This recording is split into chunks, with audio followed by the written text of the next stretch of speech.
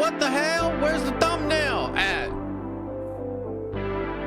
Oh man, what the hell? Do you see a thumbnail on YouTube? What's happening here? It's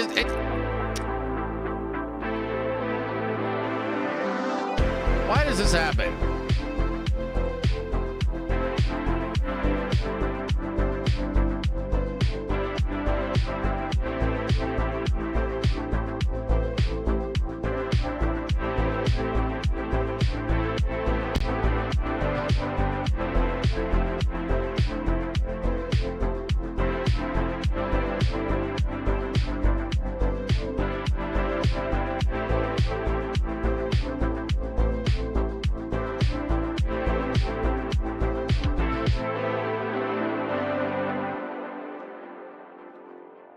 Good morning, everyone.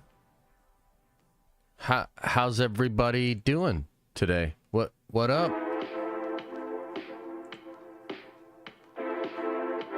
Welcome on in, everybody. Happy Friday to you. You made it through another work week. Congratulations. Tanimal says, a year of nerding out. Let's fucking go. Hell yeah, brother. Appreciate the support. Appreciate the support. Sorry about the smell. I just shit my pants. Oh, no, you're good. You're good. You know, just you know, shuffle to the back of the room. You know, make an exit. You know, they could hose you down. Yeah, man. It's gonna be okay. Uh-oh. Some glitching on Twitch? Twitch, what up, though?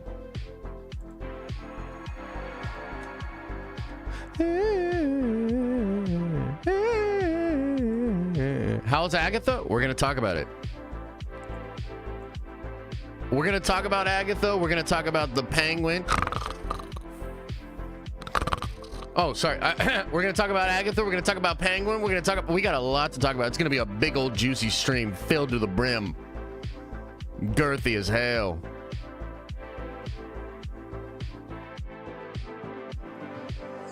Get ready. Rossi says, I feel a feeling Kendall is going to be triggered a whole lot today. Morning, Nerd Ventures, and Joshua. Much love. Oh, yeah, maybe. We'll see. We'll see. Andreas has got floor tickets to Dua Lipa. It's fucking Friday. Almost a year avenging. I love this place. Much love, Josh. And all my nerds. Hashtag 3 amigos. Dude, lucky you. Dua Lipa. So talented. And hot. She's really hot. Like, she's really, really hot. So good for you, brother. Take some pictures. You know, not those kind. Just take normal pictures. All right. Anyway, dirty says, renovating my home with my wife, and I will move into, and my baby is supposed to be here December 5th. That's a great day. Anybody know why that's such a great day? Maybe this year isn't so bad after all. Take my money, Nerd Ventures for life. Hell yeah, brother. Hell yeah, brother. Got the little baby popping up on December 5th, huh? That's pretty cool, man. Yo, why is the chat box fucked up on here, huh? So that, okay, now it's working? Well, it looks like it's just Twitch. What the hell? Here, let me reset it or something? I don't know. Got him! It wasn't me! Okay. Okay. Darth says, I hope you enjoy a month of ranch and socks in the good old P.O. box. Nerd Ventures for life. Yeah, appreciate you, man. We do have the P.O. box set up, just so everybody knows. I don't know what the address is. I think some of you guys do. And Elisa knows. And I will work on putting that into like the description, maybe pinned comments and stuff like that on videos and whatnot. And I will just say this too. Oh, I feel like I'm gonna sneeze. Maybe not.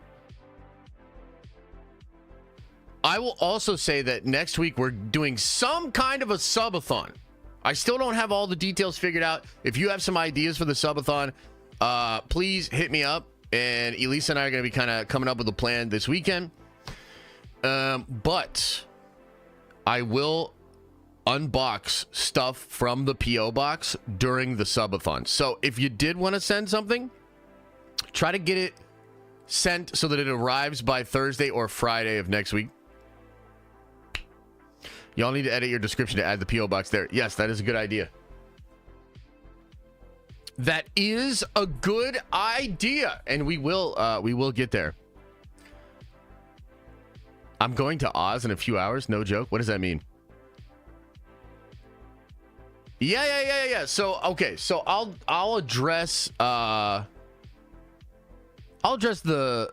theory situation. So basically, I hit him up the other day. I forget what day it was. I hit him up. It might have been like, yeah, I don't think it was yesterday, although honestly the days blur. But I hit him up. Just wanted to tell him that I missed him, that he was that I hoped he was doing well. And I basically was saying, you know, I'm glad to see that you're having a lot of success, even though the internet is trying to come after you again. And that's not anything new, by the way. You know, the internet was almost always going after Theory. And in fact, when I did that show with him for years, sometimes I would literally do my damnedest to get in trouble myself and to say super fucking outlandish shit. And it didn't matter. All the focus and anger would just go to Theory. It's kind of it's kind of weird. It's kind of interesting how it all worked out. But obviously, look, things have been pretty crazy. Lots of drama. And so I was just hitting him up just to, you know, see how he was doing, basically. And then I got tagged by him on Twitter yesterday while we were streaming. And I kind of feel bad because the guy came in there and said that, and I kind of dismissed him. I was like, yeah, okay. But no, he really did tag me. And of course, I am open to jumping back on a Nerd Theory stream. But I think I'm excited that he's doing a show with Stupendous Wave. I've always liked Stupendous Wave. And so I don't want to come in and like overshadow that or like bring, you know, the nerd, like, because everybody's gonna be like, oh, Nerd Theory and shit like that, right? So that's not what it is. It's not like Nerd Theory's coming back or anything. And I'm excited for their new show together, you know? But I will try to be there for the charity stream. I'll try to be there. I think it's next Thursday. I'll try to pop in. I just want to make sure that however that happens and however I pop in is copacetic. You know what I mean? I don't want to overshadow their show or whatever. And, you know, sometimes when you're first getting together, you need to kind of, you know, figure out your vibe and do all that. So, yeah, that's pretty much it. Hope you're doing well today. I'm going to an interview. Well, good luck on the interview. Yeah, I'm doing well. I'm actually doing really well. I'm super excited because there's a lot of actual news to get into. I do have to do one thing, though. So give me 1 second, guys. I'll be right back.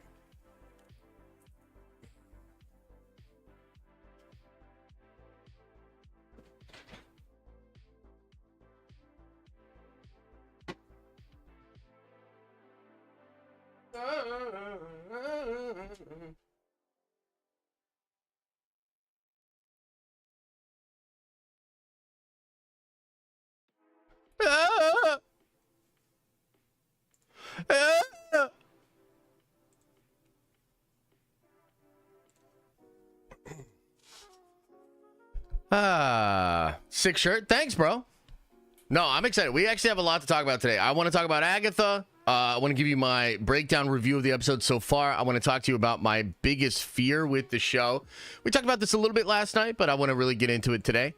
I want to talk about the Penguin. That's going to be really fun because I thought that show was a complete and total snooze fest. Did any of you guys watch the Penguin real quick?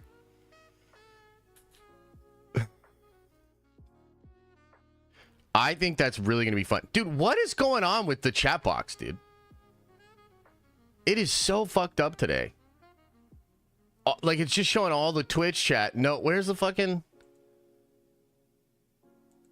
This program's awful. You know, I've been asking Adam to set me up on regular OBS for like over a year. And he just refuses to do it, you know? All right, let me catch up on some chats here. Let's talk about the Penguin. Sorry, I meant the Penguin. Oh, yeah, we'll talk about Penguin, brother. Don't worry. Rossi says, what's the best concert you've ever been to? Okay, I actually do have an answer for this, and it'll probably surprise you. Actually, I think I've answered this before on stream. You guys want to know the best concert I've ever been to? The best live performer I've ever seen? It's Weird Al Yankovic. Or Yankovic. 21 Pilots? Nah. I'm telling you, Weird Al. Now, walk with me on this one. Okay, let me cook a little bit. He is an incredible performer.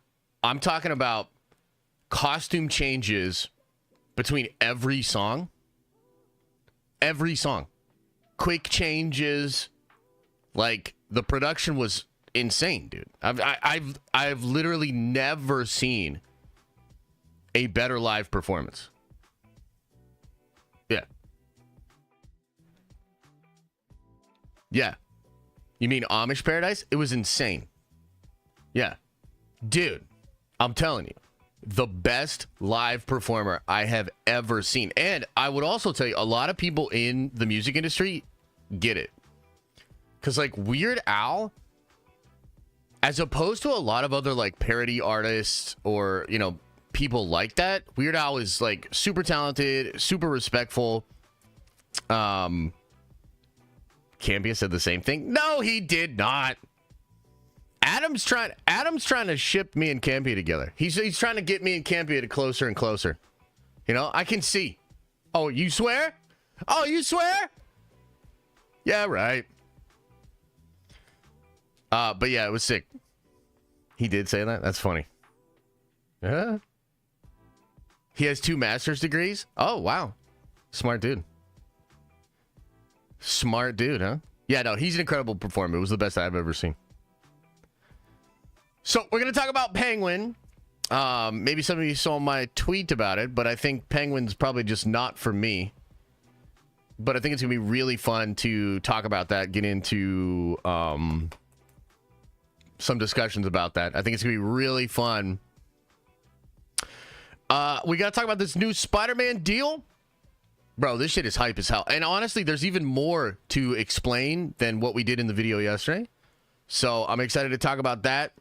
Really cool speculative conversation at the end of that segment too. And then Thunderbolts changes. Man, I got to tell you. And I've been thinking about doing a full, and I might do a full video on this, kind of breaking down this situation, because I kind of thought, and I think many of you guys thought too, that, yeah, Doctor Doom, RDJ, you know, that's pretty hype. The Fantastic Four movie is probably going to tie to that.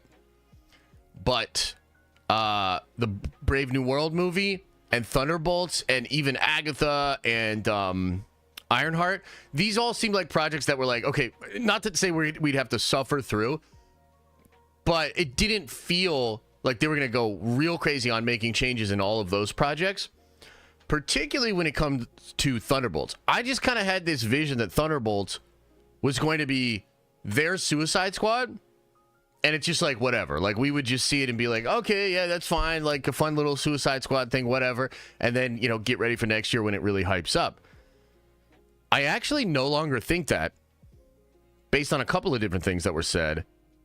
And I don't know if you guys saw this, but Sebastian Stan was going crazy yesterday, talking a lot about Kevin Feige, about the Thunderbolts movie. Big article out in Variety that confirmed that Sebastian Stan is the leader of the Thunderbolts, which, again, and I will circle back to this, but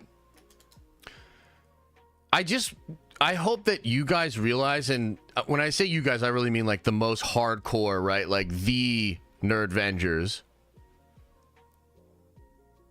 I just hope you realize that, like, I had this feeling that certain scoopers were not liking what Feige was doing, and so they were literally reporting like the opposite, right? If you recall, there was a moment where Feige said in an interview that Sebastian Stan would be the leader of the Thunderbolts. A lot of scoopers came out and said, that's not true. It's going to be Pew Pew. And they just appear to be dead ass wrong. So this is once again like the scooper community kind of seething a little bit because of decisions that like Feige and Disney and Marvel are making. And it's just wild to me because my instincts were 100% right on that, you know, like, and it's not that they don't have information, and some people might say like, well, you're just going to stop listening to what they say. No, it's not that you stop listening to what they say. You have to filter what they're saying through that lens. They still have accurate information, and you can take that information and extrapolate out what you really think's going on. But the reality is, like, I've tried to tell you guys this before, but some of these people are literally Kevin Feige ops. Like, they don't like him, and they don't like that he's like, hey, we tried all that shit, and now we're going to do what works. Literally. So we're going to get into that a little bit later, and I'm genuinely excited. You know, and I don't want to, like, super duper focus on that aspect of it, but it's important. You know, it's important that we realize that, you know, if you also thought that over the past year, you were right. Right? So I think that's kind of interesting as well. Yes, yes. Okay. How are you guys doing, man? Any good plans for the weekend?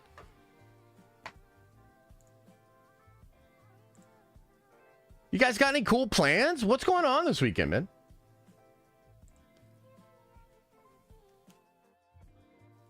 What's the plans? Happy Friday. Appreciate you. Thank you.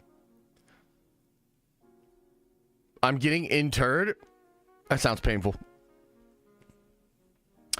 Day 2 of asking what Diddy has on Josh. The people must know. I hope it all comes out, man. You know? I hope it all comes out. Playing some golf today? Okay. Going to the Funko store and comic shopping. Oh, Bianca, that sounds nice. There are actual Funko stores? Forgive me. I didn't even know that was a thing. You been on vacation? What up, Cole? Oh, dude, this is going to be a good stream for you, man. We got a lot to get into. We're going to catch you up on a lot of stuff. Lot to get into today. There's several by you? Wait, what? Josh, you haven't changed the description paragraph of your live streams in a while. Yeah, that's probably true. Hey, look, we're working on overhauling some stuff. There's actually a lot of stuff we're working on. What's up, Twitch? I got you pulled up. Josh, it's my birthday this weekend. What should I ask for? Says, understandably Danik. I mean, I can't answer that for you. What do you want, my friend? What do you desire? What do you desire? Uh-oh. I mean, you might be right there, JCB. I don't know if I want to say it on stream, but you might be right, brother. They announced the actress for Toph live action Avatar season 2.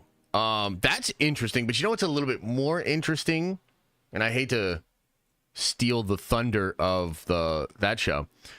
I am pretty fucking excited about the casting in the production for One Piece live action season 2.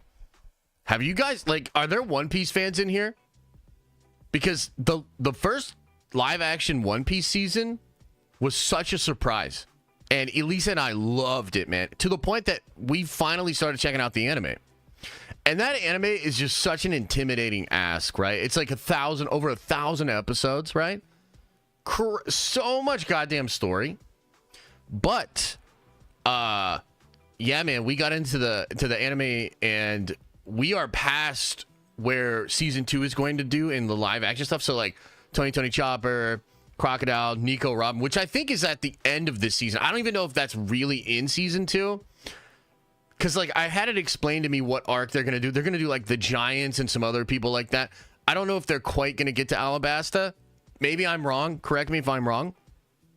But, yo, they are cooking with that live action One Piece season 2, bro. Like, Joe Manganiello as Crocodile is inspired casting, and there's already footage of him and the actress that plays Nico Robin, like on Comic-Con stage together, bro. It's already fucking epic, bro. Are you kidding me? And good for Joe Manganiello, dude. I fucking love Joe Manganiello. And like, he lost out on the Deathstroke thing. I think there was something else high profile he was in talks for that didn't get. And I just think Joe Manganiello is awesome, man. So I'm glad that he's got that gig, bro. That is awesome. Good for him. So that's gonna be cool. Super excited about that one. I'm a One Piece fan, but I still never watched the live action. Oh, you should, man. I thought it was great. He is producing Dragonlance, I think. Yes, but I think there's some issues there. Some production woes or something like that. And Jamie Lee Curtis, I actually think she dropped out. I think she was attached and then dropped out. Who'd I cast Joe as in the MCU? Good question. Who would I cast Joe as in the MCU? Honestly, he would be a good Kraven.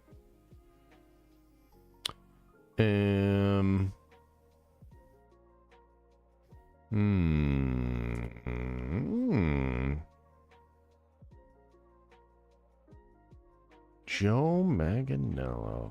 That's tricky. I mean, I'm actually just really not good at casting in general. Yeah, he would be a good Eddie Brock, huh? Yo, they could bring him back as Eddie Brock as a multiversal Flash Thompson Venom. Bro, boner! Fucking boner! Oh my god, please do it. Oh, that would be sick as hell, bro. Can you imagine? Can you imagine in like Spider-Man 4 or Secret Wars, like the Spider Boys are coming around a corner and then all of a sudden this Venom pops out that's holding like 6 different guns and it's just like and then the mask comes back and then fucking Toby's like, Flash? And he's like, Peter? Come on! It writes itself! You gonna send me some Daredevil Cokes to the P.O. box? God damn it. Josh, do you like the Penguin? No, not really. No?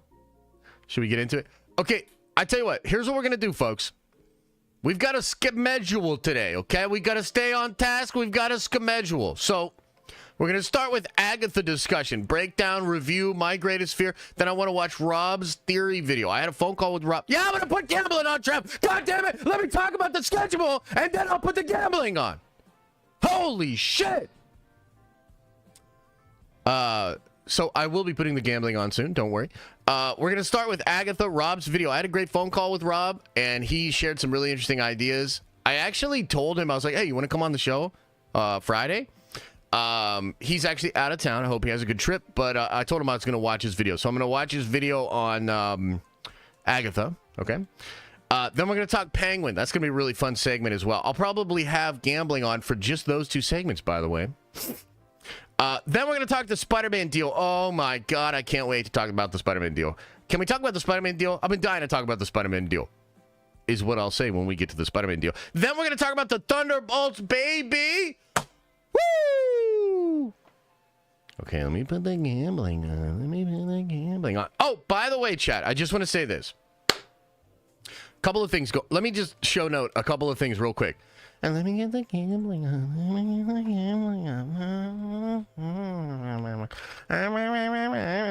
Yo, Trev, for a second, I thought Canada had a W, and then I had to delete it. So I tweeted, I misread this thing. Gambling's on. There you go. Let me drop some coin to you, too. I saw this thing pop up where they were like, Canadian theater chains are actually going to try to do better and shit. And I was like, dude, W, Canada. Like, where's the United States at? And then I realized that the post actually said U.S. and Canada. And I was like, oh, okay, yeah, so there you go. So there you go, bud. Stay on target. Stay on target. Did I catch up on all my chats? Let me catch up on my chats real quick. Rossi, thanks for the rose. Mo from the Foe says, been hearing you talk about it for years, but finally going through the Plagueis audiobook.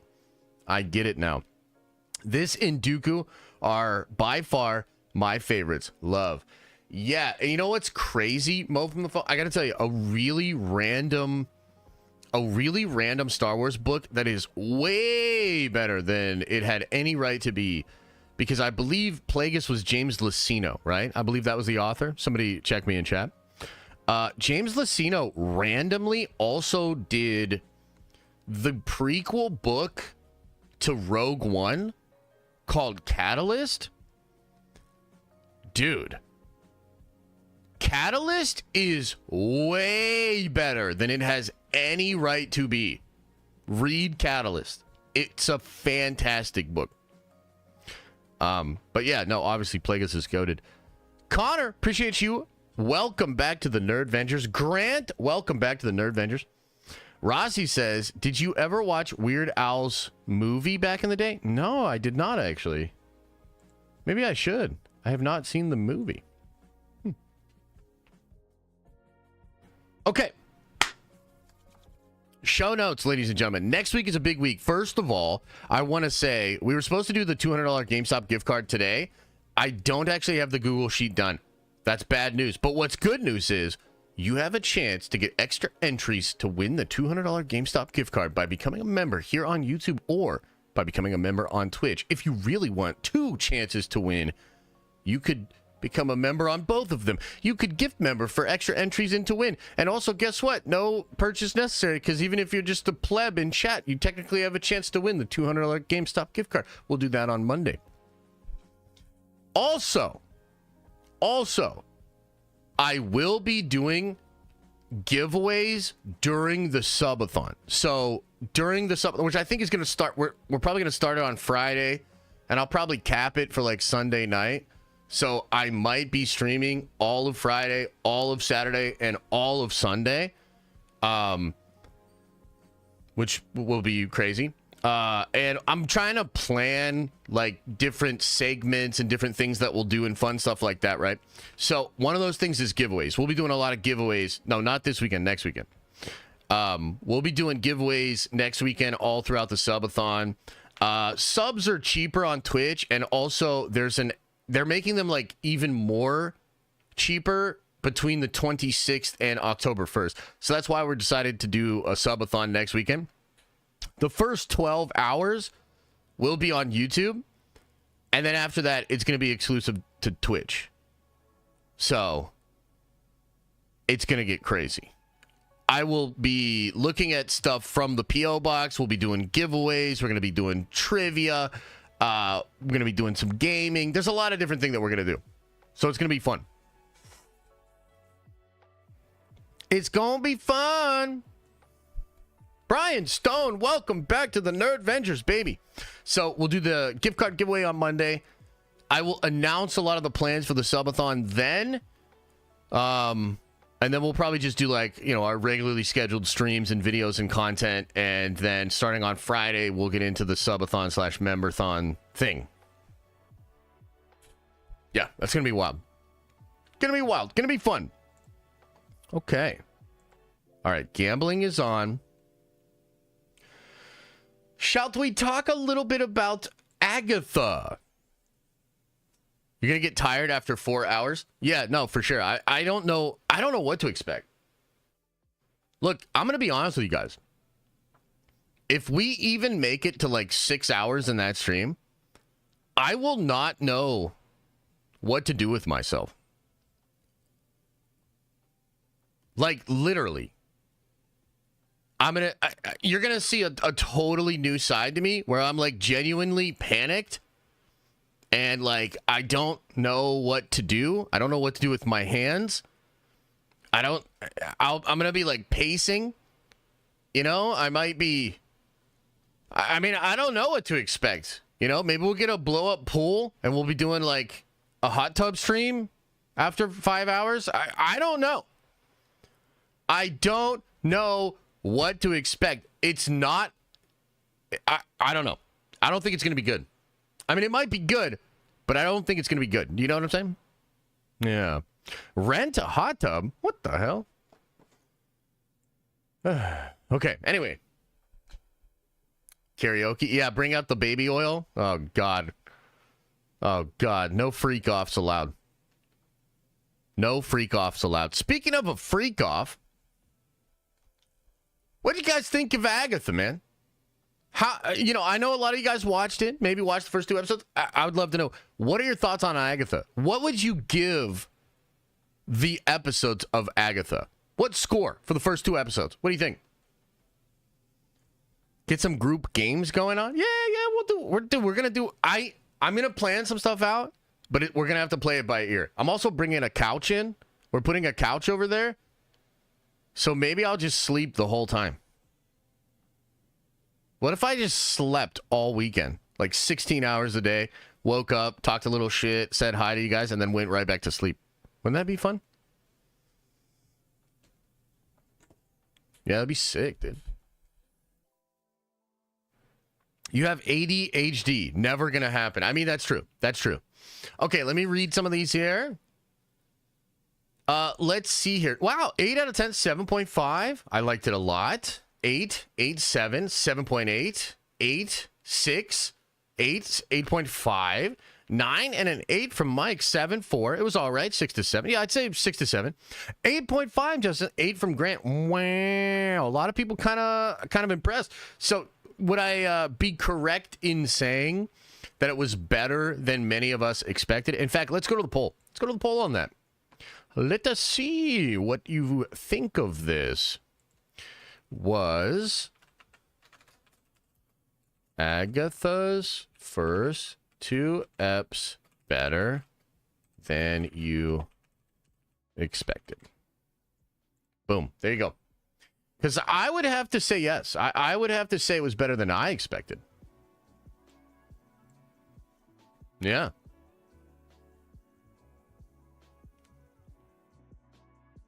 The reviews had me think it wasn't going to be good. Interesting. Just had a lower expectations. Interesting. All the whammon. Interesting. Def better than expectations. 10 out of 10 for the booty. The booty was a 10 out of 10 for sure. Riley says, super excited for our first 5-hour stream, Josh. Love this community. Streams have been 10 out of 10. Put Nerdventure stickers in the shop. I need one for my tractor. Nerdventures for life. I will do that. I will do that. We'll get all that set up for the subathon. You know?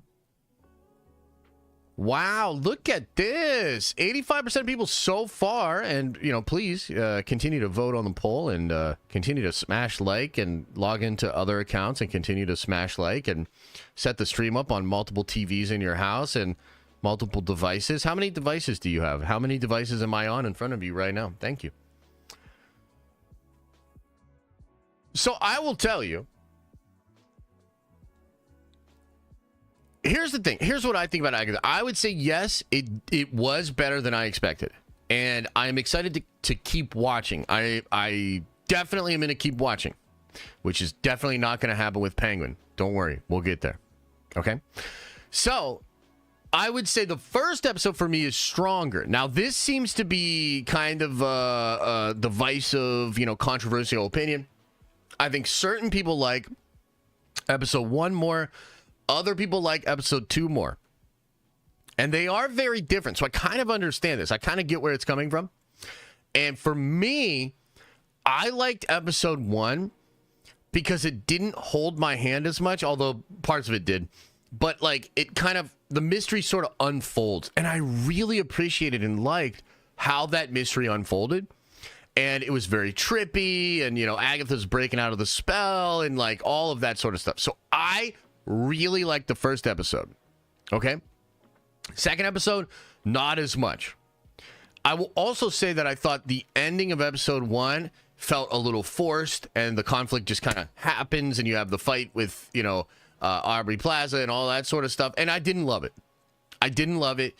I almost felt like that episode would have been better if it was an hour long, and if that conflict at the end was built up to more.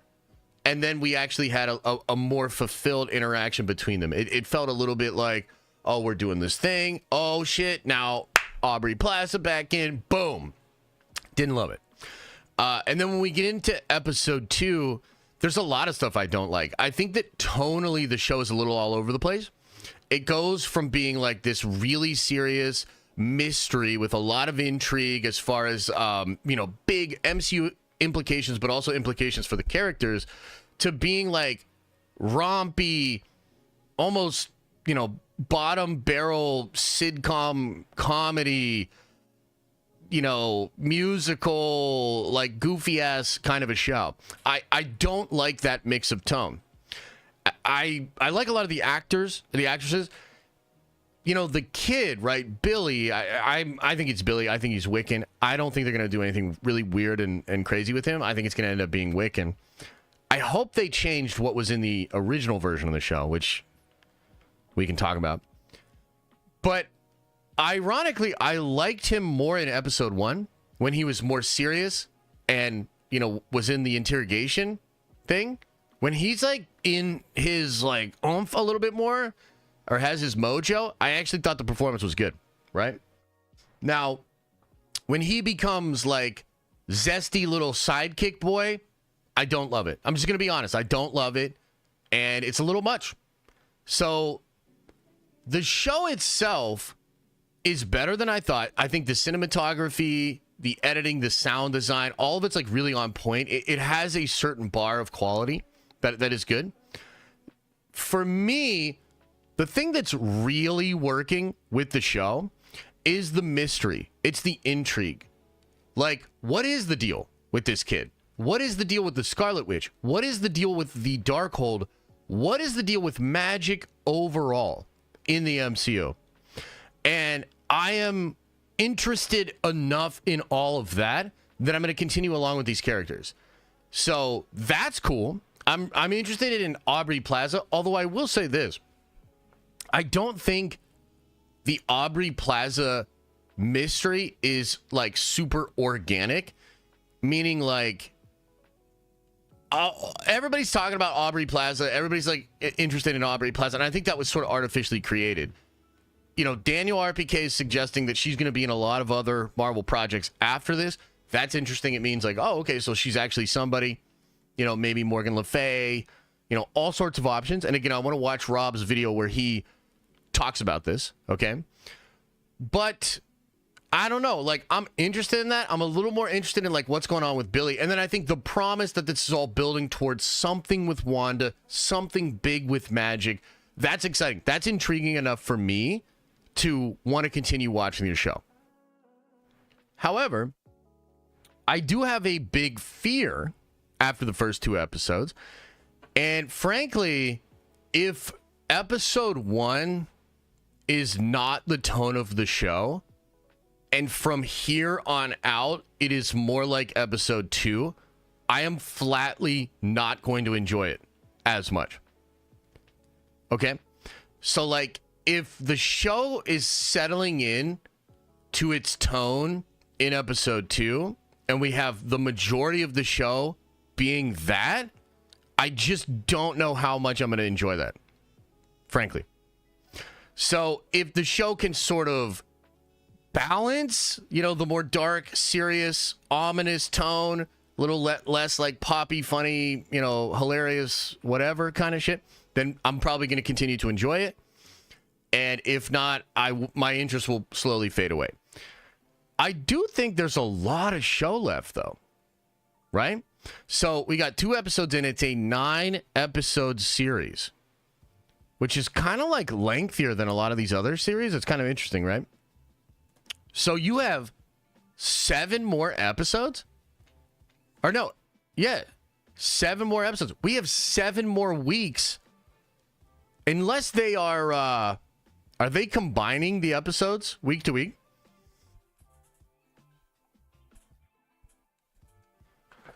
Like, because I know with Bad Batch, they let us know that certain weeks we're going to have multiple episodes. 2 episodes air on October 30th. Okay, so that's the finale? The Den of Math, exactly. 6 weeks, last 2 episodes together. Okay, cool. That's great. That's great. So 6 more weeks. So a month and a half of Agatha. And I think there's a couple of questions that happen from here, right? Like, will the normal Disney Plus problems happen? Because like Disney Plus shows usually start fairly strong.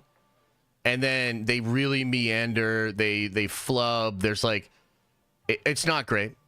You know, Feige has addressed this. They've talked about how they want to make shows that are more like actual television and less trying to take movies and the movie structure and turn that into a show.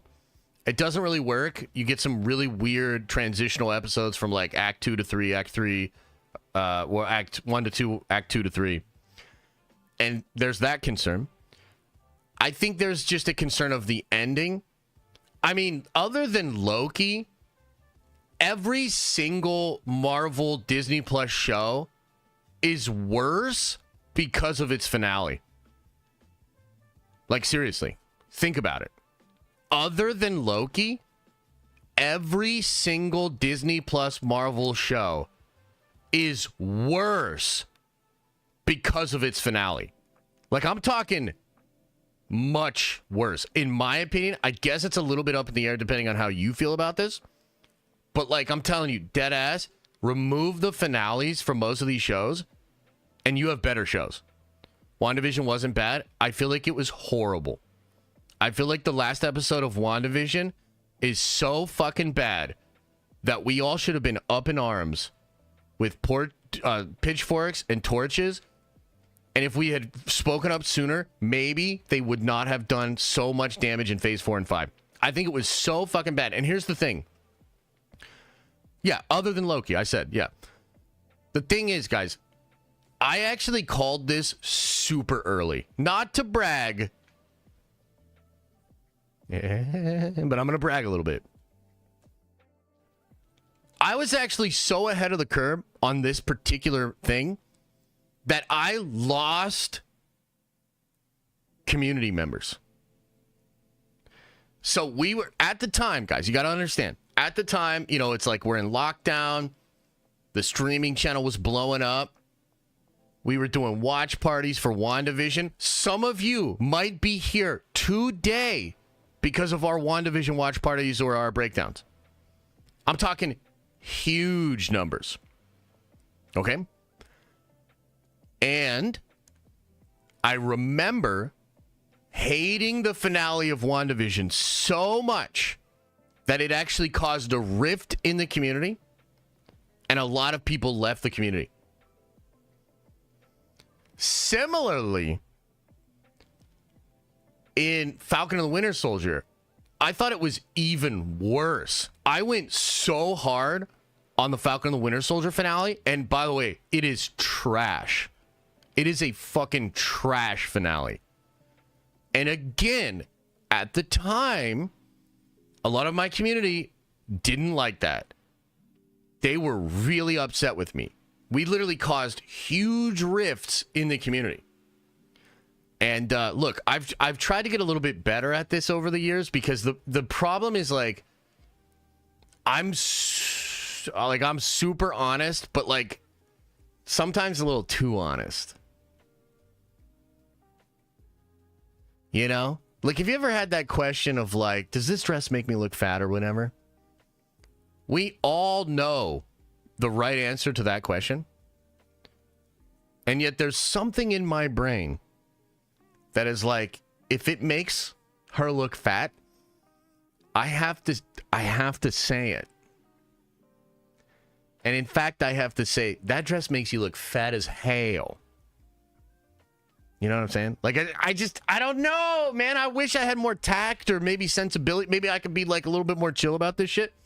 But like, you got to understand, back then, dude, my community was like, we fucking love Marvel. Marvel's the best. Everything Marvel does is awesome. And we watched those finales and I'm like, yo, that shit sucked. That shit was ass. And a lot of you were like, excuse me?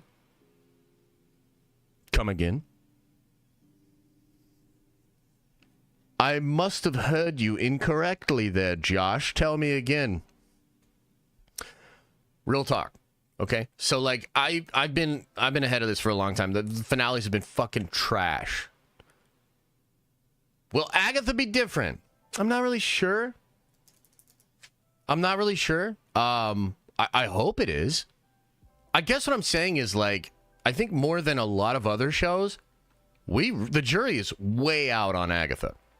I think the only thing I can say for certain is that the first 2 episodes surprised me better than I thought. I continue to be intrigued, and I will continue to watch the show.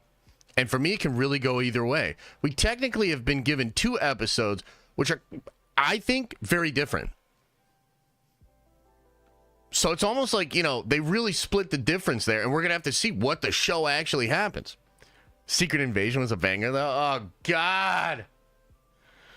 Luckily, we weren't doing too many watch parties and shit when Secret Invasion was happening. That shit was rough. But, so that's my general thoughts on Agatha. And you know, a lot of the stuff I've said leading up to Agatha, I continue to believe. I think either way, Marvel's going to make it out clean from this. Are there going to be people that you know, farm this thing and you know, make it into an anti-Disney, anti-woke thing? Absolutely. But I think Marvel's insulated. Like, I just don't think it matters. Like, Agatha's failure or success, or Agatha being clowned on or celebrated, really doesn't affect Marvel as a brand. You know what I mean? Like, I just really think that Marvel has done an incredible job of changing the narrative, of signaling to a lot of fans that exciting things are happening and that they're listening to the fans. And Agatha, for what it is and whatever it is just not going to affect Marvel that much. That's kind of what I think. So,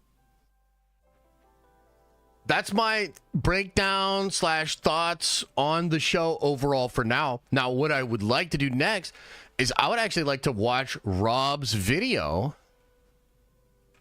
about Agatha, because he has some pretty cool theories.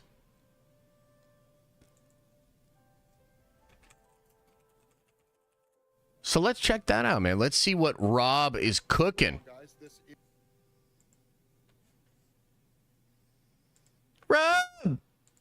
Rob, what are you cooking, brother?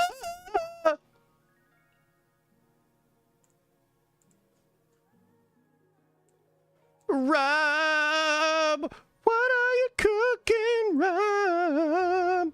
Rob, what are you cooking, Rob?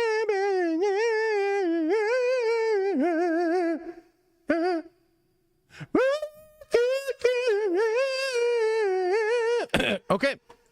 Is Rob, and if I were a betting man, Aubrey Plaza is playing Morgan Le Fay and Agatha all along, and the entire basis of the show is going to essentially bookend and provide the back-end explanation of everything regarding Wanda, Chthon, the Darkhold, all that kind of good stuff. Okay, now I do want to address a couple elephants in the room, yeah. Right, which is to say, like Aubrey Plaza playing Mephisto or Nightmare or Umar or Cynthia Von Doom.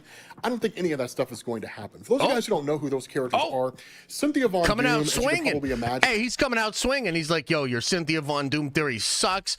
Your fucking this theory sucks. Your that theory sucks. Bunch of nerds. Fuck you. I love the energy.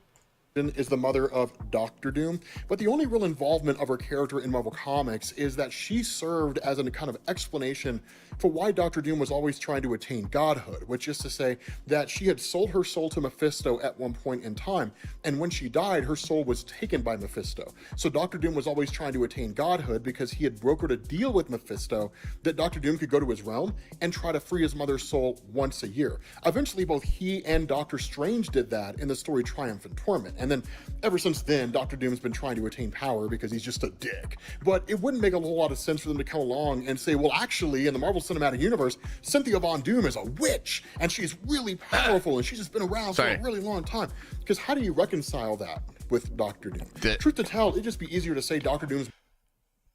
Send me this goddamn track, Rob. What the hell, bro? Come on, man. You're fucking up my stream. Mom died when he was younger, right? And like that was it. Or maybe do the Cynthia Von Doom thing with Mephisto. But introducing his mom here as a witch and Agatha all along, I don't really think it works. I agree. The character of Nightmare is not that dissimilar from the Dweller in Darkness from Shang-Chi in the sense that Nightmare is a fear lord. The idea behind Nightmare is that where the Dweller in Darkness feeds on people's fears, Nightmare feeds on people's dreams. And how powerful he becomes is relative to the number of people who are sleeping and how intent and potent their dreams or nightmares are. That's why you get stories like Marvel Overture, where he puts like the world or maybe the universe to sleep, feeds on their energy, and then becomes we're getting sweaty for real. And then there's other stories where he's never that powerful at all. It wouldn't make a whole lot of sense to introduce Nightmare here unless there was some kind of Saint Elseworlds reveal at the end of the show where like it turned out Agatha and the world were asleep the whole time and Nightmare's just been feeding on their energy, but like why do this whole story in the first place? Right. So Nightmare doesn't really make a whole lot of sense, although it would be kind of cool to see. I agree. And with the character of Umar, right? Umar is the sister of Dormammu. So Umar would most likely be introduced in a Doctor Strange. It's hard to stay still with this music on. Always trying to like depose Dormammu and take his place as the ruler of the Dark Dimension. Yeah, that doesn't make sense for there. Imagine the post-credit scene from Doctor Strange 2, where instead of Clea, you have like Dormammu who contacts Stephen Strange and is like, bro, you got to come help me, man. Like my sister sees control of the Dark Dimension, and if you think I'm bad, well, wait till you see what she does, right? You know, and so Doctor Strange goes Nerd Theory Assemble. What's up, Lucas? Umar in this show. I addressed that earlier. I'll talk about it more later, That's why ultimately I settle on Morgan Le Fay. And there's actually a big reason why, and it ties directly into the idea of the show. Okay. So one of the things to know about Wanda, and a lot of you guys probably already know this. She's just hot. from your travels and watching the Marvel Cinematic Universe or getting caught up on all the stuff you need to know to get ready for Agatha all along. Is that in the Marvel Cinematic Universe, initially it was believed that Wanda got her powers from the Infinity Stones. And I'm pretty sure that's exactly how it was supposed to be in the MCU. But then you get WandaVision. And WandaVision establishes that Wanda is a Nexus being, which is to say she seemingly already had that power. All the Infinity Stone did was just wake it up. It just activated it, right? And it also seemed that her power was tied part and parcel to the Darkhold itself. But we didn't really know how far reaching it went and how deep down the rabbit hole that went. And in fact, over the course of Doctor Strange 2 and even during WandaVision, it felt less like Wanda's power was tied directly to Chthon and more that Wanda was just using the Darkhold to access energy, which is entirely possible. The only thing that really matters for the sake of this discussion is that, as we saw at the end of Doctor Strange 2, that all the Darkholds across the multiverse were destroyed, and the Temple of Chthon, which had the Darkhold written originally in blood, basically caved in on itself. And we were all just kind of left to believe that Wanda was dead. But one of the things the Marvel Cinematic Universe has done is they've come out and said Wanda's actually going to return.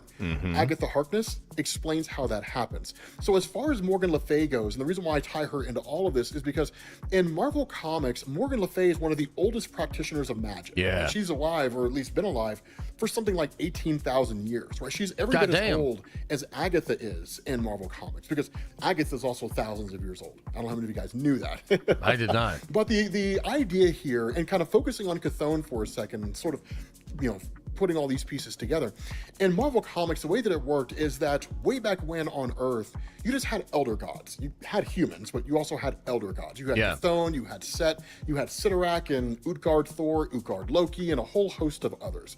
The idea was that, as crazy as it sounds, Gaia, who's like Mother Earth, essentially, basically gave birth to a kid named Atum in order to destroy all the elder gods because they had descended into a state of degeneracy and evil led by Chthon himself. It's like when I just let chat do their thing, you know? It just ascends into a level of like degen. And started killing each other. And so because Atum was more powerful than all the other elder gods, he started killing all of them. And then once he was done, he took off and merged with the sun.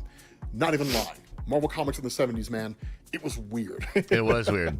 But what matters here is that demons or elder gods like Chthon, Sidorak, Set, they took off to alternate dimensions and just stayed there, right? That Sidorak went to the Crimson Dimension, that Set went to the Serpent Dimension, I think. Or like, why buy $500 worth of coke? Wait, what? What the hell?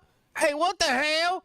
One of them left an artifact on Earth that would either allow people to utilize their powers or would turn people into vessels for those respective elder gods so they could return to Earth. A good example of utilizing power was either Doctor Strange using the Crimson Bands of Sidorak, which is what you saw in Infinity War when they were fighting Thanos on Titan, or the Juggernaut, who uses the Crimson Gem of Sidorak and attains all of its power. In terms of becoming vessels, Set did this with the Serpent Crown, and Chthon did it with the Darkhold. Now, this is where Morgan Le Fay comes in. Because for years and years and years in Marvel Comics, all you had was Chthon left the Darkhold on Earth, Wanda was touched by the power of Chthon, and now she's a vessel for his power. How do you connect the two? Avengers 187 did exactly that. And what it said here was that at some point in the past, Morgan Le Fay and her cult, known as the Darkholders, were messing around with the Darkhold's powers. They didn't realize what they were screwing with, and they certainly didn't realize how powerful Chthon was. So when they summoned him, that they brought Chthon with all of his powers to bear and realized they couldn't control him. And so they banished him to Mount Wundagore. And that's why when Scarlet Witch, Wanda, is born in Mount Wundagore alongside Pietro in Marvel Comics, she's touched by Chthon and then becomes a vessel for him, which manifests really in his full totality during the events of Secret Empire, when Captain America was a bad guy. But what's really important here, and kind of wrapping this back into the Marvel Cinematic Universe, all you would really say here is this. In the aftermath of Doctor Strange 2, Wanda didn't die. Yes, there was a flash of red light, but that's because her soul was whisked away by Chthon. Because in the time that she was messing with the Darkhold, what she didn't realize, like so many people who have put on the Serpent Crown or any number of things, is she was turning herself into a vessel for Chthon. Either that, or as a Nexus being, she already was. Or it could simply just be that by virtue of being a Nexus being, that she's the most prized vessel that Chthon could possibly achieve, right? That it's better than Doctor Strange or anything because of the level of power she has. But regardless of the motivation, she's currently trapped in the realm of Chthon, kind of pulling at that Cynthia Von Doom plot thread from Marvel Comics. Instead of Cynthia, it's Wanda's soul who's trapped. And who knows what he's doing with her soul down there, right? Torturing it, making her dance, making her watch reruns of Full House, who knows? But what we would see over the course... Yo, this song's making me dance, brother. What are you doing to me here?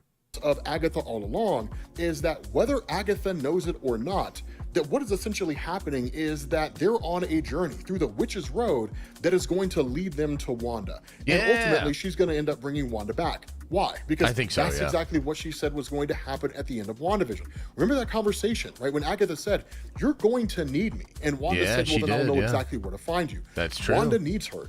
Agatha's going to grab her. And then what you're going to end up seeing, I think, between these two and potentially Morgan Le Fay herself, which I don't know if she's going to be a good guy or a bad guy, it's going to lead to the three of them forming a kind of new witches coven. I don't know exactly how that's going to unfold, but it would be cool, right? Because then you start to unify the magical side of Marvel. Now, as a huge X-Men fan, I think it's also important to recognize here, Marvel's in the process of building up the entire... Oh, is he going to talk about Darkchild? ...entirety of the X-Men line in the Marvel Cinematic Universe.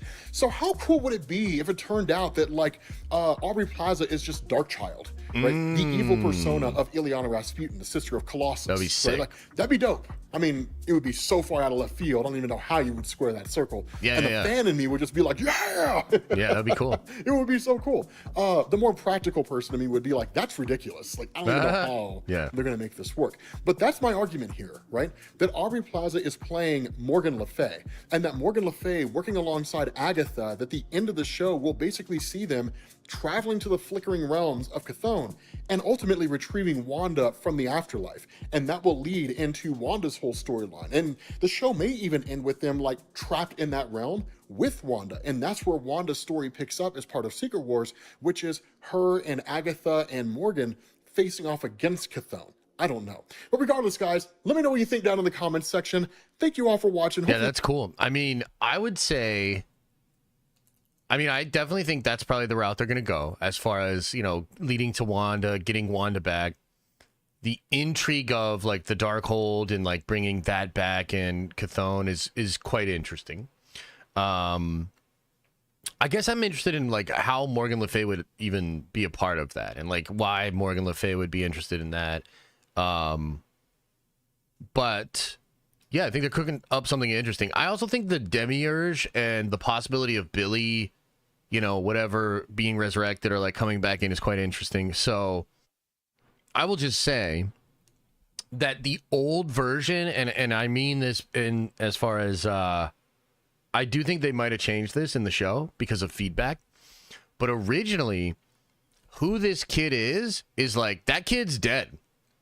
Like, the person that was in this body died, and the spirit of Wiccan or Billy entered his body.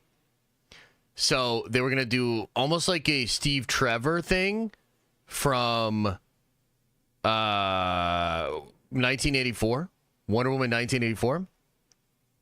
And it was supposed to be like he's just in that dead body. Now, here's the thing. I think they got a lot of bad feedback on that. And so maybe they changed it because it's like, it's just weird. Like, it just feels like, it just doesn't feel good, you know? And honestly, like, after Wonder Woman 19, I can't believe people didn't understand the complaints about it in 1984, lack of agency. It's just a little sus, you know? Don't really like that. So we'll see what they're doing with his character, and maybe they're changing that. But I do think generally they're building something with him, something connected to Wanda, and something connected to Darkhold and whatnot. Yeah. So is Wiccan from an alternate universe or the future? So I think Wiccan is literally and that's a good question because, like, so in comics, the way I understand that this went down for like House of M and everything, basically Wanda created a world in which she had those kids. So she warps reality, creates reality where she has those kids. Then that reality is undone completely. But for whatever reason, those two kids actually are born. So they're born to different parents. They look like little Magnetos, so they look exactly like they would be Wanda's kids. And they grow up like on their own, and then eventually are recruited and brought in as like young Avengers, etc., right?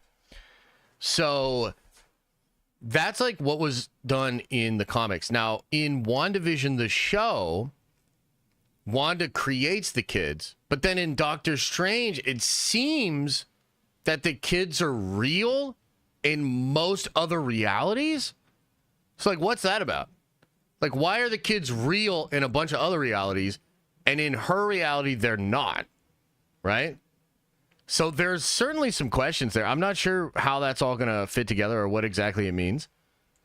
But yeah, there's enough there that I'm interested. What do you guys think? What do you think? Chat, let me know. Who's the daddy? In comics? Or in the MCU? Quantum Blast, thanks for subscribing on Prime. 6 months as a Nerdvenger. Let's go. Oh, hell yeah. They were shards of Mephisto's soul in the comics. Yeah, that is part of it too. Yeah, I remember that being part of it. But I don't think that's initially explained. That happens later. That's like a retcon. But I do wonder if they'll do that too.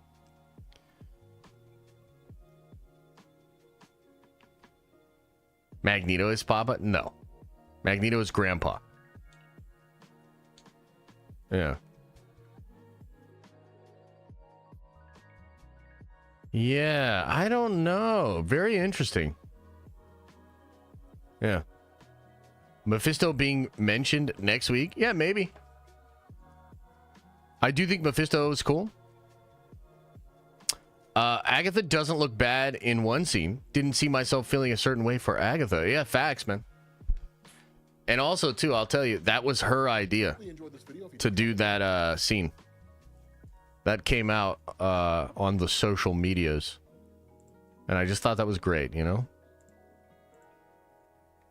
I just thought that was great. So, yeah, Agatha, I mean, for me, like, I don't know if you noticed, I didn't really do a video on Agatha. I might do a theory video on it. I'm not that concerned about it. I have a lot of video ideas that I think you guys are really going to want to watch. Like, and I don't know that the Agatha ones are those videos.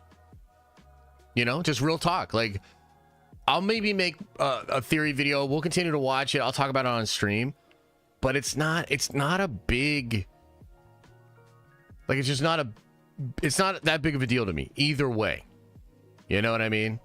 If something really crazy happens, I will absolutely make a video about it. But there's like a ton of other stuff I'd rather talk about. You know what I mean? Yeah. I watch all your videos, bro. Hey, thanks, man. Okay. Can we talk about Penguin a little bit? Should we talk about the Penguin? Let me ask you guys this. How many of you guys watched the Penguin? Throw a 1 into the chat if you watched the Penguin.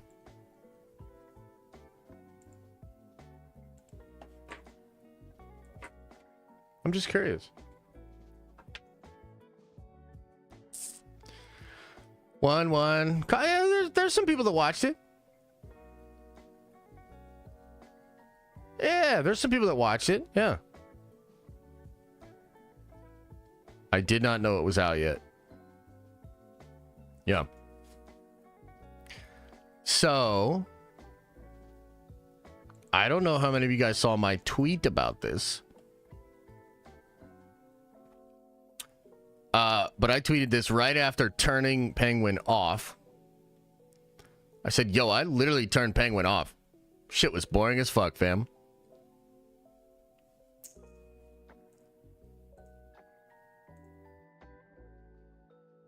And as you can see in the replies, people were not that pumped. No, I don't, bro. It's not. I didn't do this on purpose. This is what happened. So let's go through some of the replies here. I actually think this is funny.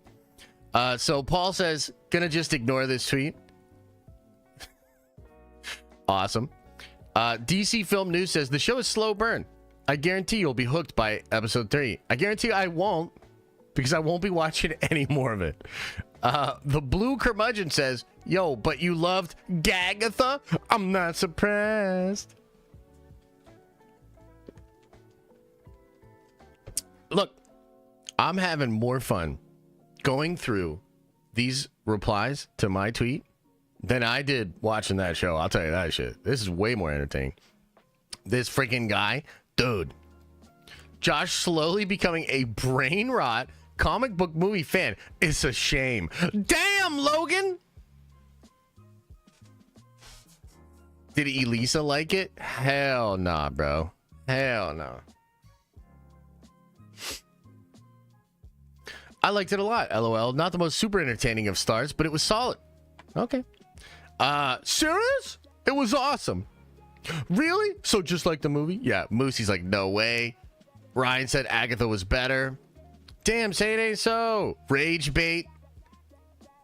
Boren, you're bugging. Oh, this one's great here too. Andrew States. But yet, you'll watch all the Disney Star Wars garbage that's been released since 2015. Good point. Terry says, I'm sure you might have thought Andor had a boring first episode too. It fits the Reeves Batverse, and it looks like his mother only calls him Oswald. All right, Terry. LOL, Josh, just say you don't like slow burn dramas. Let's see who you have muted. No. Penguin was like Sopranos and Tulsa King. It was dope. Okay, so I turned it off probably 20 minutes, 25 minutes in. I'll explain to you what I saw in the show and my perspective on it. Okay? So in a pain state, like, dude, I'm gonna be honest with you, I think the show's trash. I think the show is fucking trash. So first thing I noticed about the show, okay, is the cameras that they shot all of the news sequence stuff on and the lighting and that, dude, it's like soap opera lighting. Like 30 frames a second, like maybe 2 lights. Like it looked bad, bro. Like you're telling me this is this Batman universe mise-en-scène cinema type experience, and yet we're watching newscasts that look like they're from a completely different show. They look like absolute shit and garbage. Okay, so that's number one. Number two, we have this painstakingly slow sequence of the fucking Penguin waddling his fat ass into the club, shuffling around, finding the list in the photos, finding the jewels, and then being confronted. And then I was like, yo, okay, so he's being confronted now. This is a cool character. You know, this Falcone character. Oh, man, this shit's about to be epic as hell. Brother, it's just a stupid-ass dialogue sequence that felt like it dragged on for an hour. An hour. Penguin's telling some stupid ass story about some gangster in his small town, and I've never felt more sympathy for any character in my life than I did for that gangster dude. And that gangster dude is like, that's a horrible ass story, and that was whack and cringe. Absolutely right. Absolutely right. What a stupid ass horrible story. And then Penguin just kills him. And, like, is it shocking when Penguin kills him? I mean, yeah, a little bit. And then guess what they do? Nothing. Then we get a painstakingly slow sequence of Penguin carrying the body out, finding people at his car, and then he, like, pins down one of the kids that was trying to vandalize his car and becomes fucking friends with him? I saw where this shit was going a mile away. I just said, no fucking thank you. We're 25 minutes into the first episode, and we watch fucking Penguin waddle his ass into a goddamn closed club, have a dramatic conversation, and then kill this dude, and then waddle his fat ass out of the building holding this thing, and then find this kid at his car, and dude, hell nah. Hell nah, bro. I'm sitting there watching, and like, honestly, guys, like, honestly, they kind of caught me a little bit with the hype. Like, they got me a little bit. Because I was like, I always said, Penguin, you're telling me we're doing a spin-off show for the hockey pad wearing bullshit ass Batman, worst goddamn Batman in the history of fucking Batman? And don't even get me started on that movie. Because I know a lot of you like that movie. Stupidest Batman that's ever been invented and goddamn it! Okay, so you got a hockey pad wearing, depressed, emo as fuck Batman. And we're gonna do a spin-off with his Penguin? Like, what are we doing here? I'm losing my fucking mind. Okay? So then, all of a sudden, the trailer's actually decent. Much to my surprise, they were able to, out of an 8-hour, 9-day-long show, find 2 minutes worth of hyped shit and put it into the trailer. The trailer was cool. Then the reviews start coming out. And people really like the reviews because critics stick their pinky out and are trash.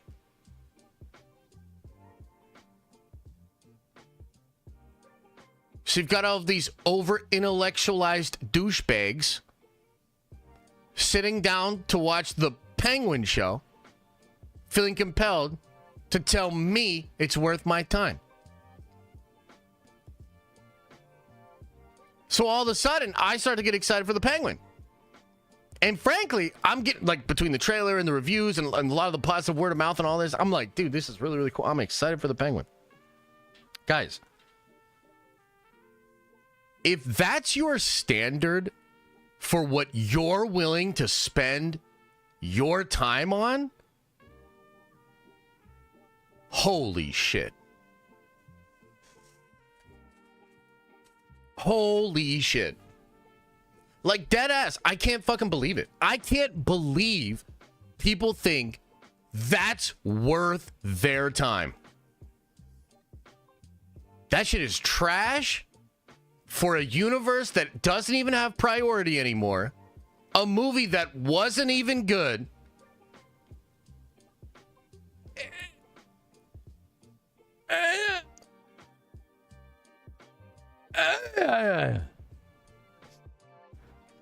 So, look, I'm going to be honest with you. I think that show, and here's the other thing, too. Guaranteed, and I've never been wrong about one of these. This show will not be successful. This show will not be successful. Watch the viewership. Watch the views on the people that are breaking the show down on YouTube. Watch the views. This shit ain't going nowhere. It's not going to pop at all. It's not doing nothing. It'll be an afterthought. 3 months from now, you will forget that it even existed.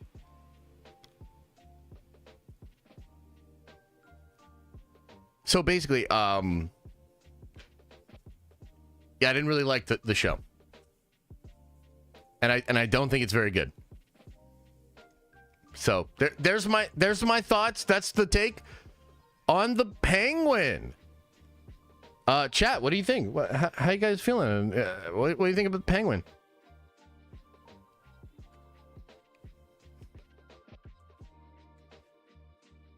Like, I would say 3 out of 10 would not recommend. Terrible take. If you sat through Andor, you can sit through this. Yeah, I didn't sit through Andor. Because I value my time. The Peng what?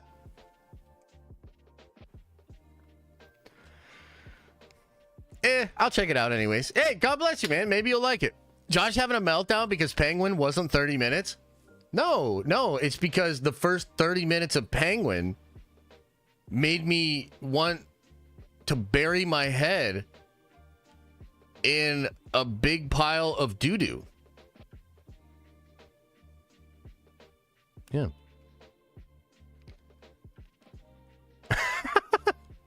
Josh, how much do you need? Do I need to super chat for you to review and watch Party for Penguin? I don't think that's on the menu for us. I'm going to be honest. I don't think that's on the menu for us. Better than Multiverse of Madness? Hell no. It was great. The ending was solid.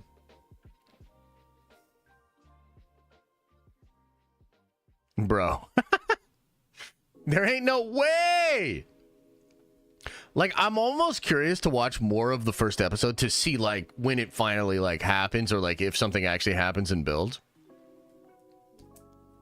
Agatha vs. Penguin poll? Yeah, we could do that. Yeah.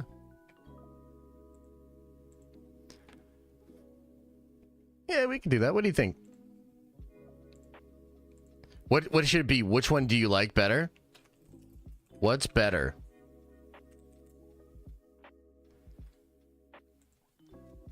Agatha? Stupid ass Penguin. Boom. I'll say this. I'll take Matt Reeves' universe over what Gunn is cooking. Well, I gotta see Superman before I make that call. But it's possible. I mean, wouldn't this be crazy if they both sucked?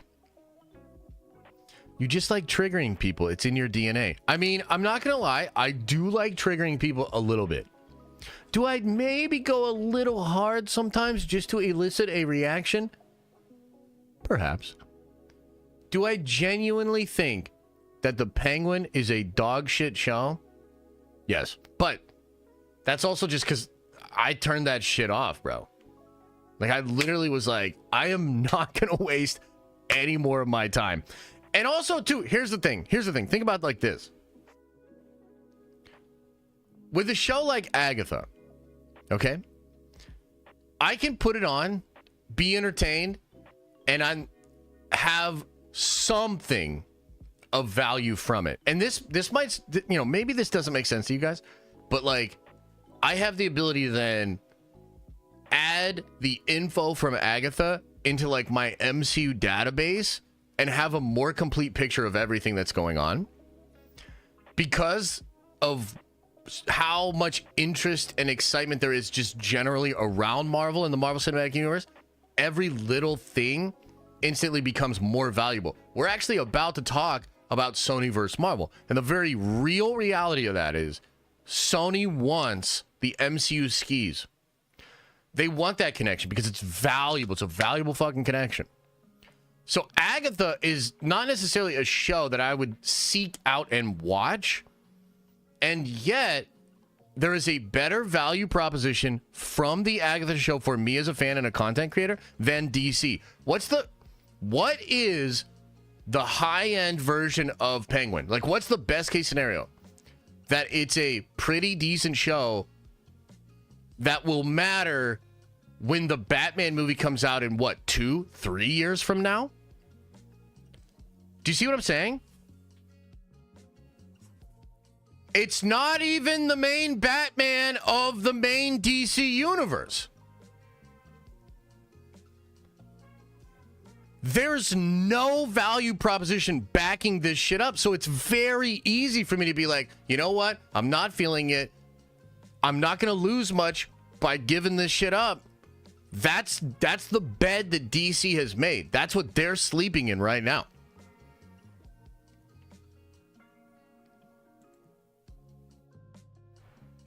So only instant gratification is allowed? No. You can have both. You can have your instant gratification. You can edge a little bit, build up to something. I'm a fan of both. But I'm just saying, like, there's nothing there for me with Penguin. Like, nothing there, brother. Like, what am I supposed to do? I want to watch some gangster shit? Why not watch the actual Sopranos? Why not watch actual good gangster shit? I don't need to watch something that's a pale comparison to some of the best gangster shit we've ever seen and a pale comparison to the best DC shit we've ever seen. It doesn't make any goddamn sense, dude. DC is so fucked. They are so fucked. And maybe Gunn can turn it around. I don't know. But, like, the reality is, like, that's what it is, bro. You really telling me? I mean, wait till the viewership comes out. I told you before the show came out, Agatha's going to crush this fucking show. Agatha will crush the Penguin in viewership. Does anybody doubt that?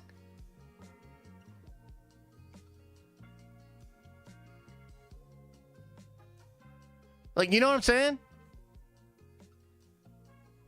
It's gonna fucking crush it, dude. Doubt it? We'll see. No, I feel as though it definitely will. Yeah. No, but was that ever in question? Well, I would say a lot of you guys get it, and you're like, okay, fair point. But for some people, that's maybe an important thing to illustrate to get them to kind of bring in the perspective of brand. Because what I'm really saying is Marvel brand so strong that the spin-off to the spin-off show will do numbers. DC brand so bad that the spin-off to the movie that's not even the real Batman thing not doing well. And I think that that's a fair point to bring up. And I think that's kind of like, if you're DC or if you're a DC fan, like, you just got to realize, like,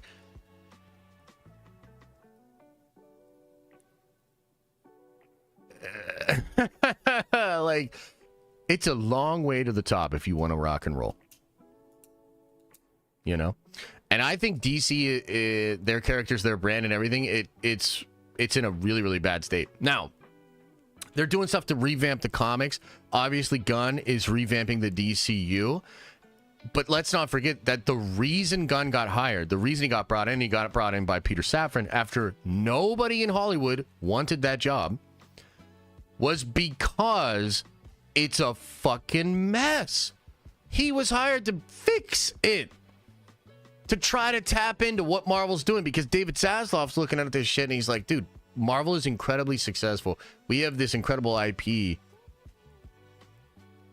We're not able to, like, capitalize on this. We are not doing what they're doing, right? So, I mean, whether or not Penguin is just a byproduct of that, I mean, I would never have greenlit this shit in a million fucking years. The Penguin show? What are you talking about, bro? Never would have greenlit this project in a million fucking years. And it'll be an afterthought very soon. That's my prediction. Dr. Cool says the Penguin with a Sopranos intro highlighting Gotham landmarks would be sick. Yeah, that would be fun. Appreciate art, Josh? Oh, I appreciate art for sure, but we live in a time where we have like an embarrassment of riches as far as art. Like there's so much happening. I mean, content. There's no shortage of incredible content out there. Kinsey, appreciate you, brother, with the 10 spot, says it's fair, but it's not the brand that makes something good for me personally. It's the actual piece of content itself. Obviously, brand health is a factor, but a good show is a good show. That's it. I mean, that's true, but it's literally a Penguin show that takes place directly after a movie. Like, brand is innately part of the draw to see the show. Otherwise, just call it fat guy from Jersey takes over New York mob. And honestly, that kind of sounds like a lit title. You know what I mean? How would I fix DC? Oh, God. That's a whole whiteboard stream, brother. That is a whole whiteboard stream.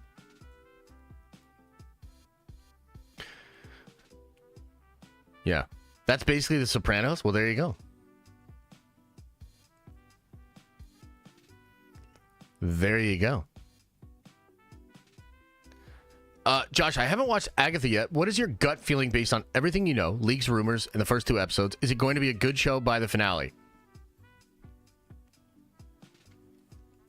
No. No. My gut tells me week 5, week 6, I will turn on Agatha. You guys will get really mad at me. But by then, it's Venom 3 time, baby. Oh, and just like Venom 3 is going to swing into the Marvel slate and end all the Agatha discussion and be this awesome thing that takes the conversation in a completely different direction. We're about to do that on this very stream. I love this synergy. Let's talk about Venom 3, baby. Oh my goodness. Okay. So, ladies and gentlemen, yesterday we did a big old video talking about Spider-Man 3, Sony, Marvel, new crazy deal. Oh my God. I'm actually really excited to get into this one, man. This shit's hype. And here's the thing, man. Like, it is what it is, brother. I'm not going to act like Agatha's even fucking close to Venom or Spider-Man. Get that fucking shit out of my face. The fucking Penguin? Are you kidding me?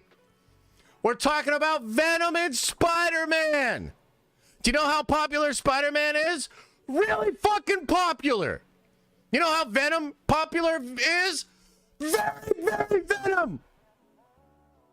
What are we talking about here? Can we pull our collective head out of our ass? I'm getting pissed. I don't even know why, but I'm getting fucking pissed. So, when talking about maybe the most popular comic book character of all time, Spider-Man's, we've obviously kind of been in a bit of a situation. In fact, do you think it would be fair to say that Marvel and Sony have been in a situationship? A bit entangled, perhaps? You know what? That's a good call, Trev. I will shut the gambling off. Everybody say thank you, Trev. Shutting gambling off. Appreciate you guys. Much love.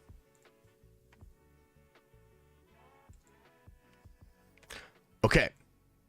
So let's talk about this shit, all right? Did Elisa like Agatha? Okay.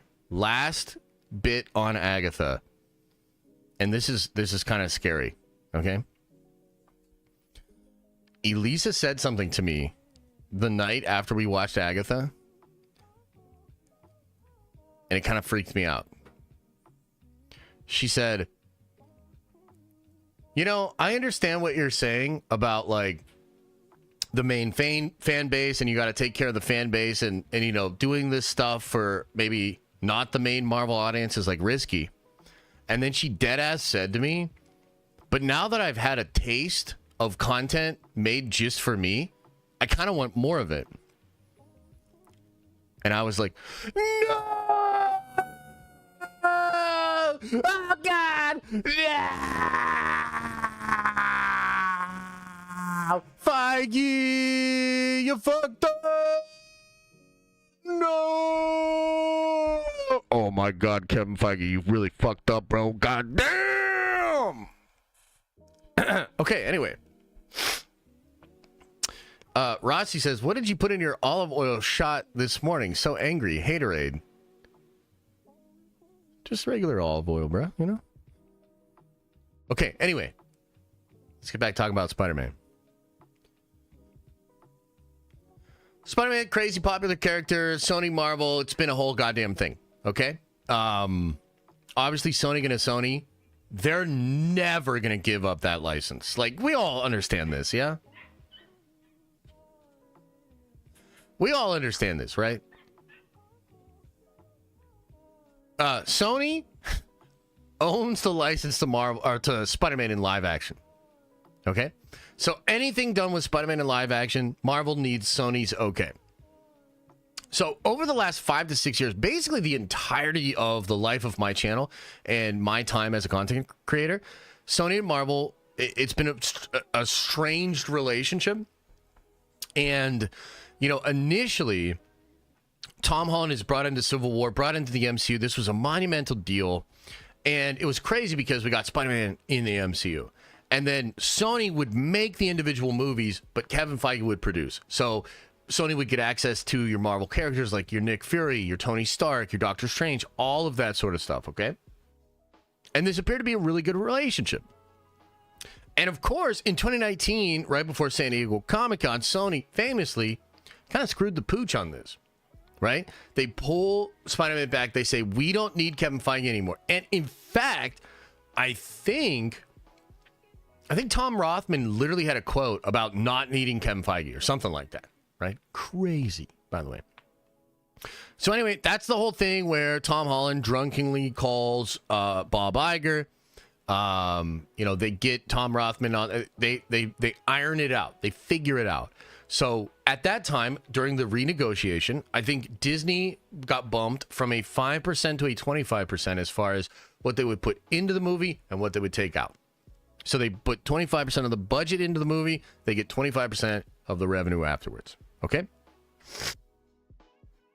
We get Spider-Man No Way Home. Huge success. The Spider-Boys get back. It's awesome. Now, since then, pretty much radio silence, right? And I remember at the time after No Way Home, and I wonder if you guys remember this, ton of reports and rumors of like, oh, dude, Spider-Man 4 is going to do this. Oh, dude, they're going to get Toby and Andrew to do this. A lot of plans, a lot of hype. And yet, basically nothing happens. And over the past year, insiders reported that Sony and Marvel were having major conflicts on what to do with Tom Holland Spider-Man. Okay? So the stories were that Kevin wanted to connect this to his street level stuff with like Kingpin, with Daredevil, all sorts of stuff. Okay? And Sony's like, no, we want this to be multiversal. I think they initially wanted to connect it to the Beyond the Spider-Verse things via Kang and Miguel. Then it sort of shifts into Venom. Okay? Basically, ever since the Venom 3 trailer came out, even the very first one, there have been a lot of kind of hints and rumors and insiders, you know, teasing stuff, confirming stuff, talking about how it looks like that's the direction the movie's going to go. So the Venom second trailer comes out. They name drop Null, the symbiote god. A lot of hype surrounding that. Okay. That's kind of the TLDR. That's like what's been going on. So just this week, ladies and gentlemen, you've got major teases from Alex Perez and Cryptic HD about Venom and Spider-Man. And although it's not confirmed, it feels like Tom Holland Spider-Man will absolutely be in Venom 3. I think that is finally going to happen. Okay? With some people hinting that this has to do with the reshoots that Venom recently did in New York City and Tom Holland being at Amy Pascal's office in LA and Universal, on the lot of Universal, and that whole situation. Okay? Yeah. Now look, let me just say, that is speculation for now. Nobody has confirmed this, but I'm reading the tea leaves. I'm pretty sure that's what's happening. Okay? So is that going to be at the end? I think so. What is happening here? I can do a whole video on this if you would like, but essentially Venom will be leaving his universe. He will be entering 616, and just like at the end of No Way Home, where Eddie Brock says, I got to go talk to this Spider-Man, he's going to do that. He's going to fulfill that. Will that be at the very end of the movie or a post-credit scene? I'm not sure. But I am fairly confident that that is now happening. Okay? So, that'll be happening. And again, like, they didn't retcon the scene at the end of No Way Home.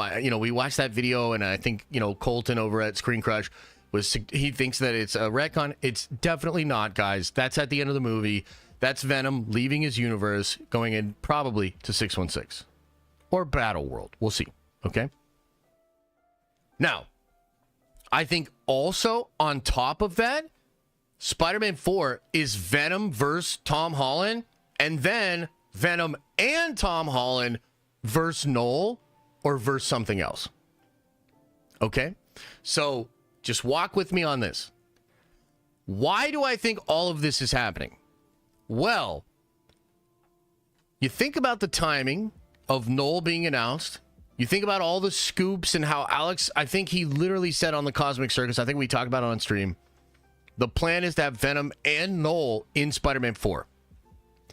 Well, if that's the case, what better way to set that up than have Tom Holland in Venom 3? Okay?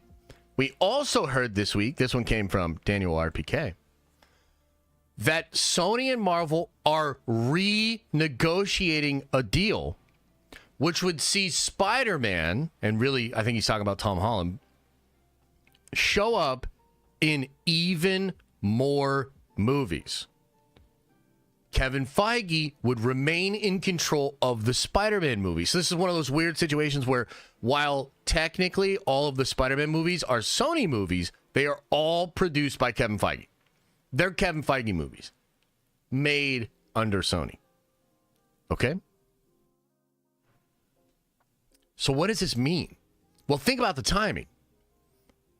If that deal is being negotiated, and we've been hearing for about a year that Sony and Marvel are beefing.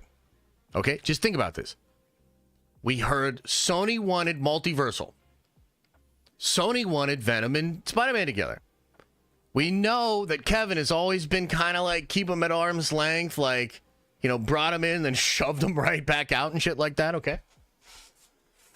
If Sony is getting what they want, which is Tom Holland in Venom 3, and Venom in Spider-Man 4, then obviously Marvel is going to get what they want. So what does Marvel want? Obviously, they want Tom Holland Spider-Man in more movies. And so, again, although none of this is confirmed, I'm really good at my job. I think this is what's happening. Now, how could this happen? What does it mean? More Spider-Man in the movies. Okay, I talked about this in the video yesterday, but this is where it gets really, really exciting. There are basically three different options here. Okay? More Tom Holland Spider-Man in movies. First option. Tom Holland Spider-Man immediately starts showing up in movies. Number one, probably in Venom 3. Number two, maybe in Captain America Brave New World. Number three, the Fantastic Four movie Number 4, the Thunderbolts. Okay, now why do I think this is possible? 2 main reasons. Number 1, Kevin obviously wanted Tom Holland Spider-Man to be a major part of Phase 4 and 5. We've talked about Joanna Robinson before. She wrote an incredible book called The Reign of Marvel Studios. A lot of juicy stuff in that book. One of the things that's in that book was the idea that Kevin knew that after he retired the jerseys of like Steve Rogers, Tony Stark, and, you know, Thor, and, you know, all those people, Natasha as well, that he needed new faces. You remember this conversation? We've talked about this before. So, he wanted Spider-Man to be one of those faces. Clearly, they talk about it in the book. Okay? That didn't happen. But obviously, Spider-Man, being the most popular character on the planet, would do big lifting on any project he was involved with at all. So, we have also heard, mostly via Alex actually, that the Avengers are going to start assembling in Brave New World, and they're going to become aware of a threat. I think that's going to be Rabumalal and Doctor Doom and all that shit, right? But, guys, there's real crazy shit going on out there about Captain America. So Captain America Brave New World has been shooting for like ever. It's going to end up being one of the most expensive movies of all time. Okay? They need it to be successful at this point. And, I mean, bro, there was a report that just came out that said Marvel will be working on Brave New World till about 2 weeks before it comes out. That's the amount of work they are putting into Brave New World. Do you know how important Brave New World is to Marvel Studios? Very, very important. Yeah. What better way to get people to show up, but to hear that Tom Holland Spider-Man is in that movie? Maybe it's a post-credit scene as the Avengers start to assemble. Maybe it's just the end of the movie because we've heard that Hulk is going to show up. Bruce Banner is going to be involved. They're going to be kind of building that together, okay? So I think Tom Holland Spider-Man could have literally immediately show up. Put him in Thunderbolts, assembling the Avengers at the end of the movie. Fantastic Four.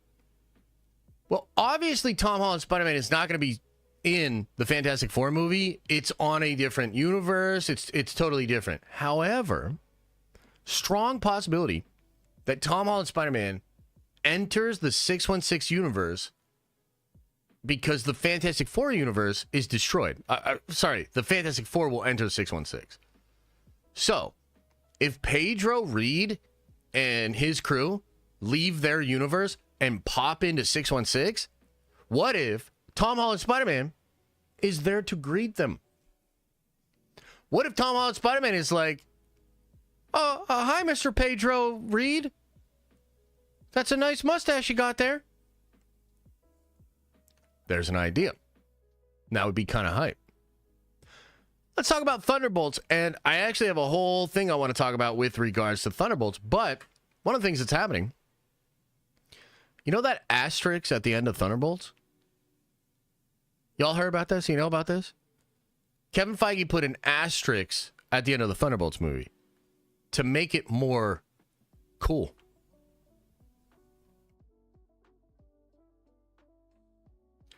Do you know what the asterisk is starting to seem like? It seems like the asterisk might suggest new Avengers, which Trev definitely didn't put into chat before I said it. Some scoopers are beginning to hint that Thunderbolts is actually a new Avengers movie. And that the survivors, no, not dark per se, although it's basically the same concept, but the survivors at the end of that movie might integrate with the Avengers, and the new Avengers are formed with like the team from Brave New World and the team from Thunderbolts all coming together. And I think if they are going to do that, put Tom Holland Spider-Man in there. So let me ask you this. If Tom Holland Spider-Man popped up at post-credit scenes for Brave New World, Fantastic Four, and Thunderbolts, do you think that would help those movies?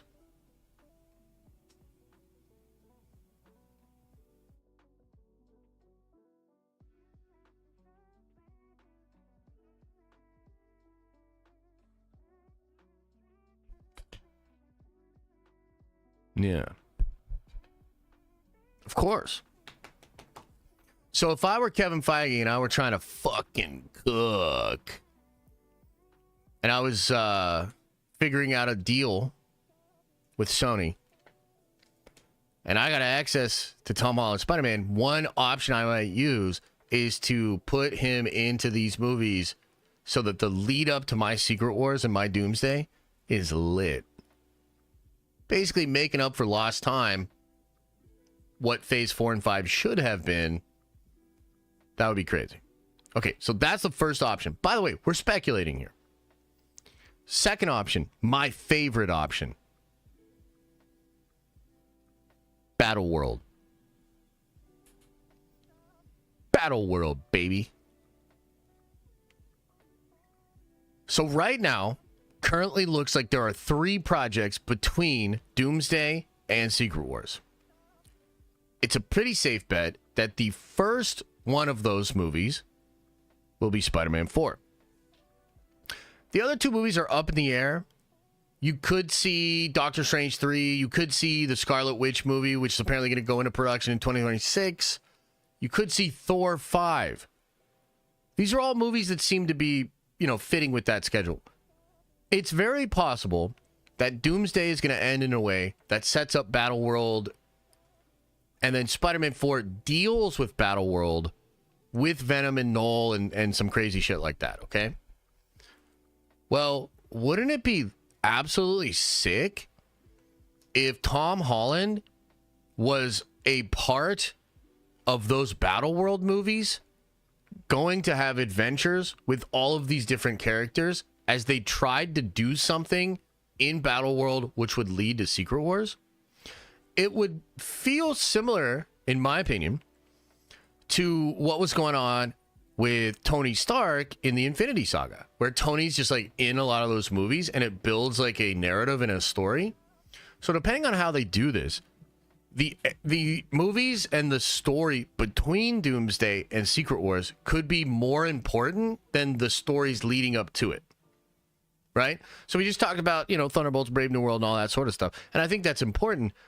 But arguably, the movies in between them could be more important. So I wouldn't mind, and I wouldn't be surprised if these movies that are being negotiated between Sony and Marvel right now, what if they end up being the Battle World movies? And I mean, that's a huge chunk of filming. Like, dude, Tom Holland would be a very busy person, right? Because he's apparently a big part of Doomsday. Obviously, the lead in Spider-Man 4. And then you'd have 2 other projects. And then he would probably play a big role in Secret Wars, right? So, I don't know how likely this option is. But man, it's my favorite option. Like, that would be absolutely lit. Okay? Now, third option. The soft rebooted MCU. Now, this could end up being, and maybe it is, the most probable scenario. Okay? Right now, we know that Marvel is planning a soft reboot for their MCU. After Secret Wars, the Marvel universe that they tell stories in will be a universe that has Spider-Man, it has the X-Men, it has the Fantastic Four, it has the Avengers, it has all the Marvel characters in a single universe. Okay? So maybe Feige is taking the plan that he originally wanted, where he really wanted Spider-Man to be one of the faces, and he's just going to now attach that to the soft reboot. And it it could be interesting because it seems like Sony might be building up their own Spider-Man, or they want to do stuff with other Spider-Man. And I really feel like what Kevin wants is his Spider-Man. He wants Tom Holland Spider-Man, and he wants more control over it. So maybe that's what it is. And I think, guys, that like that's probably the most likely scenario. And it's not that I wouldn't like this one. It's just we would have to wait. Right? So you'd get your Tom Holland in your Avengers movies, and then you'd get Spider-Man 4, and then you would hopefully get a lot more Spider-Man in the MCU after that. Like, that could absolutely be the way. But to me, those are really the only three options. And this whole thing has been fascinating. And just like a lot of other Marvel stuff, you know, they've been cooking behind the scenes. We hear a lot of the rumors, the reports, the buzz. And there's been this question, right, of like, are they going to be able to pull this off? And I'm telling you right now, like, dude, I was already re-engaged just with the changes that were already happening. You know, RDJ, Fantastic Four, Doctor Doom, No More Kang, all this stuff's fascinating.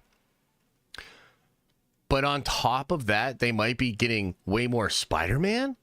They're cooking some wild shit with Sony. Like, dude, we might be getting everything we want. Like, we might be entering, like, but like, imagine if Thunderbolts and imagine if Brave New World are not just like this thing we have to sort of like suffer through, but they're legitimately amazing and actually build the Avengers up for Doomsday. You know what I mean?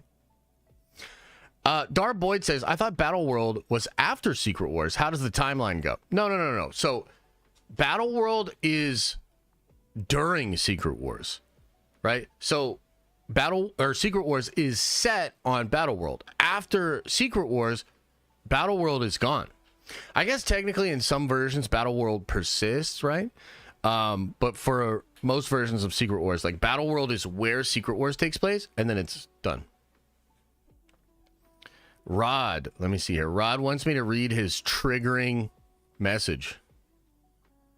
I mean, I don't know if I like that, Rod. Let me see here. Hey, appreciate the 10 spot, though.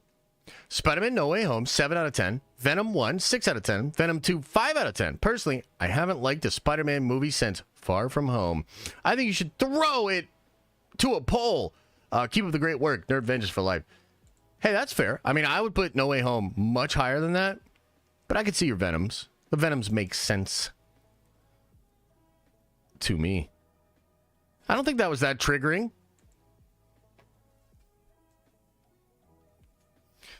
Is Endgame cringe? I mean, I don't think so, but you're free to think that if you want.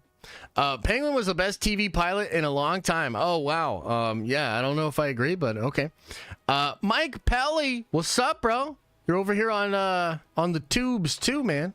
Appreciate you coming into the Twitch stream last night. That was pretty lit, huh? Pretty fun. Okay, so that's my that's the whole thing on Spider-Man's. Do you have any questions, thoughts, comments, concerns? What's up with the Spider-Mans? What do you guys think? Is Spider-Man will be overexposed?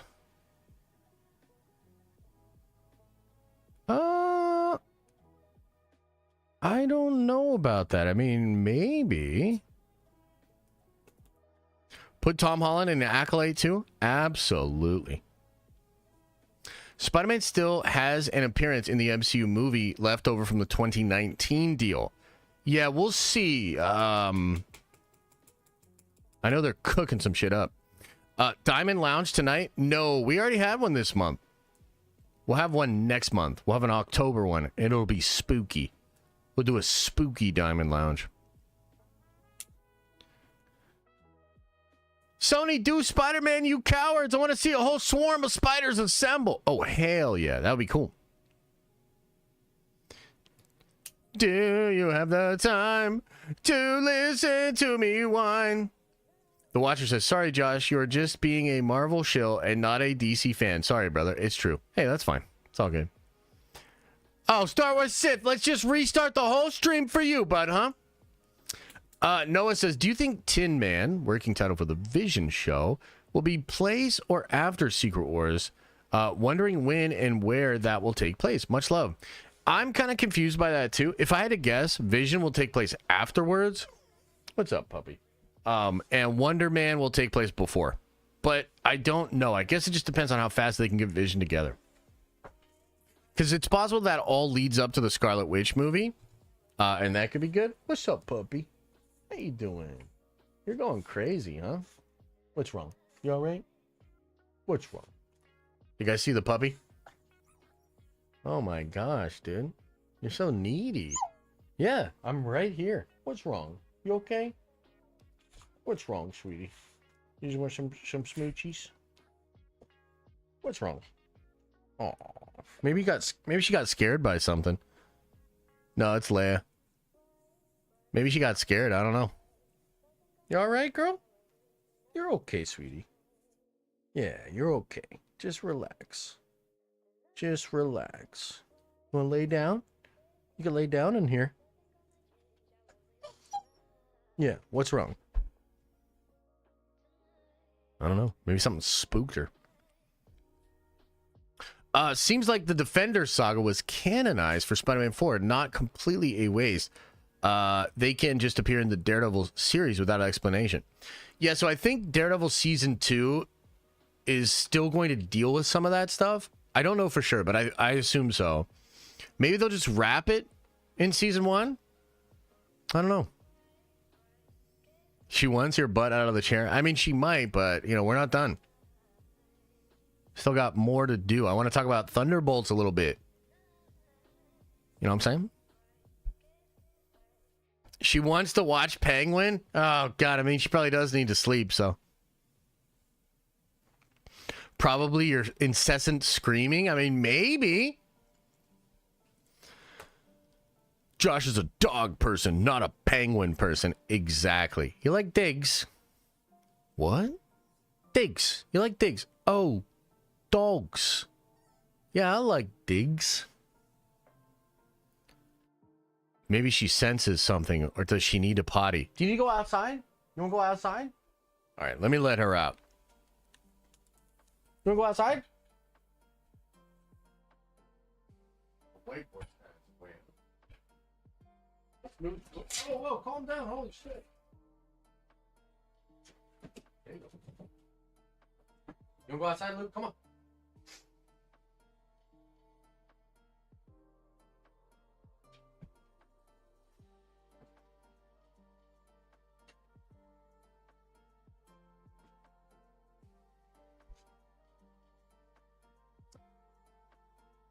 Whiteboard was blocking the door. Yeah.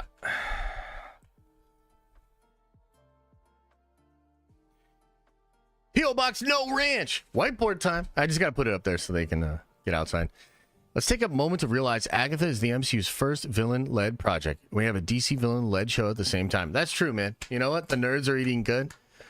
And look, you know, I hope you guys realize that even if you like Penguin, all good. You know, it seems like a fine enough show. I tried to be really fair and balanced when I talked about it.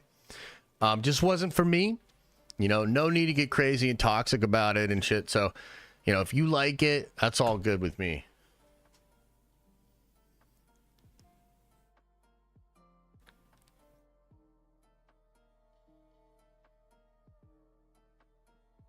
Okay. Should we talk about Thunderbolts a little bit?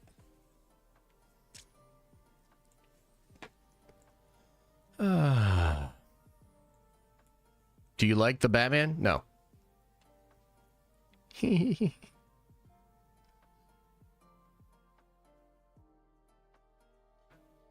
Yeah.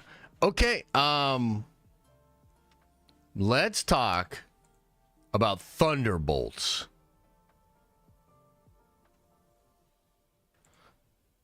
Thunderbolts!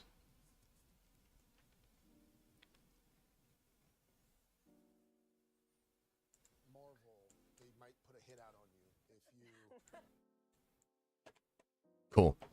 Okay, let's talk a little bit about Thunderbolts, ladies and gentle beings. So, obviously, this is a movie. It's a Marvel movie. It's a movie that we don't know much about. A lot of creative changes. At one point, Steven Yeun was going to be the Sentry. He backs out. Then they got Palmer. What's his name? I'm not super familiar with the guy they got, but he seems good. He's going to be a good Sentry. The movie's been shooting. There were some leaked set photos. You know, we know a little bit about the plot, although it's like, it's one of those movies they've changed a lot. Okay, so yesterday, one of the big things that came out was Variety made mention that Sebastian Stan is the leader of the Thunderbolts. And that's crazy, because when that movie was first conceived, when they announced that movie at San Diego Comic-Con, man, maybe it was 2019, 2020, I'm not sure. But when they announced that movie and they like talked about it, it was a completely different movie. Florence Pugh was going to be the leader of it, and it was really going to be more about the characters from Black Widow. It was essentially going to be a sequel to Black Widow. Okay, so then, like, randomly, Kevin Feige said in an interview that Bucky Barnes was going to be the leader of the Thunderbolts.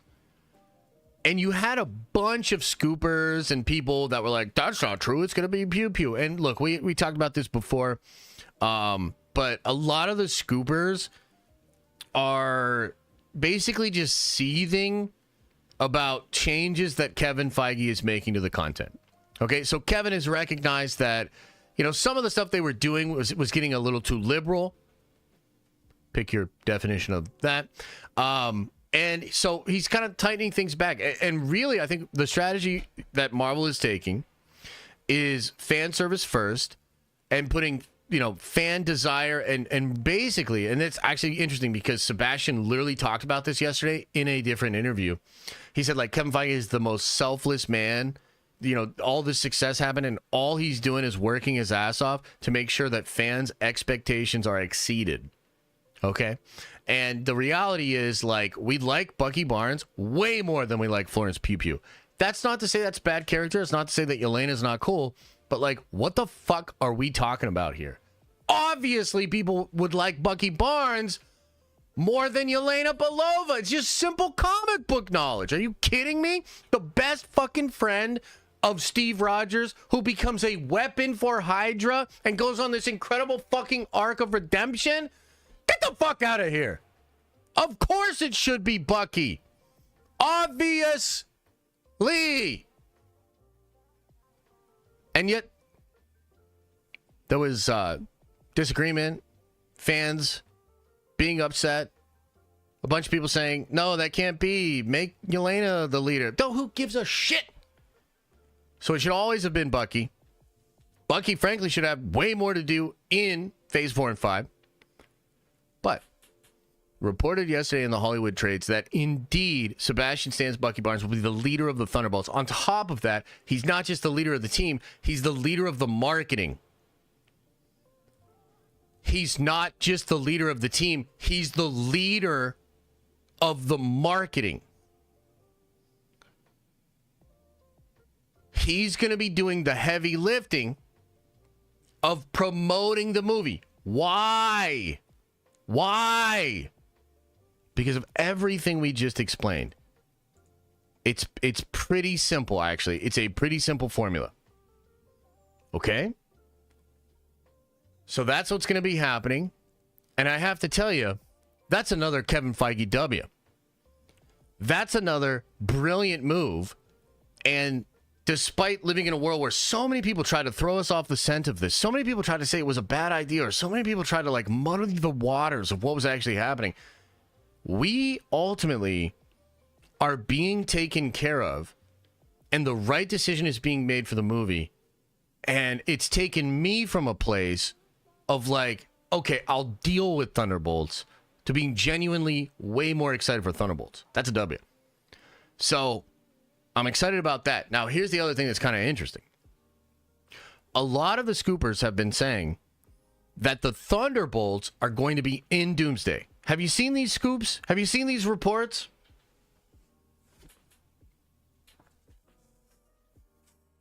Now, what's interesting is a lot of these people are saying that, okay, but it's really just going to be Pew Pew and Bucky. Well, why do you think that is, guys?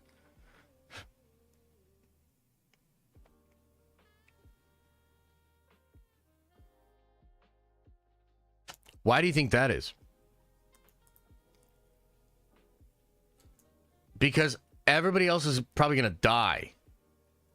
So I think the movie is going to be Sentry slowly losing his shit, Bucky trying to keep this team together, Sentry snaps, the Void comes out, and they decimate that team. So I think multiple casualties. I think most of the people in this movie are going to die. And then Florence Pugh and Bucky will probably survive. And also, here's another brilliant reason that it makes sense for Bucky and not Yelena to be the lead. Sentry, dealing with a split personality, dealing with being made as a weapon, dealing with all of this conflict internally. Who better than Bucky to be able to relate to that? So hopefully Bucky is actually able to convince or help, the Sentry to be chill. Okay? And so I think what might happen is you actually have Sentry, Bucky, and Florence Pugh recruited into the new Avengers with Sam Wilson, Hulk, maybe Captain Marvel, and others. So, that kind of seems the way in which they're cooking this shit. And do you remember how dope it was when Steve Rogers and Tony Stark got back together? I think they'll have that with Bucky Barnes and Sam Wilson. Maybe the post-credit scene of Thunderbolts is these two coming together after, a little bit of time not talking. And then you sort of have that relationship be a huge part of the drama and the tension within the new Avengers.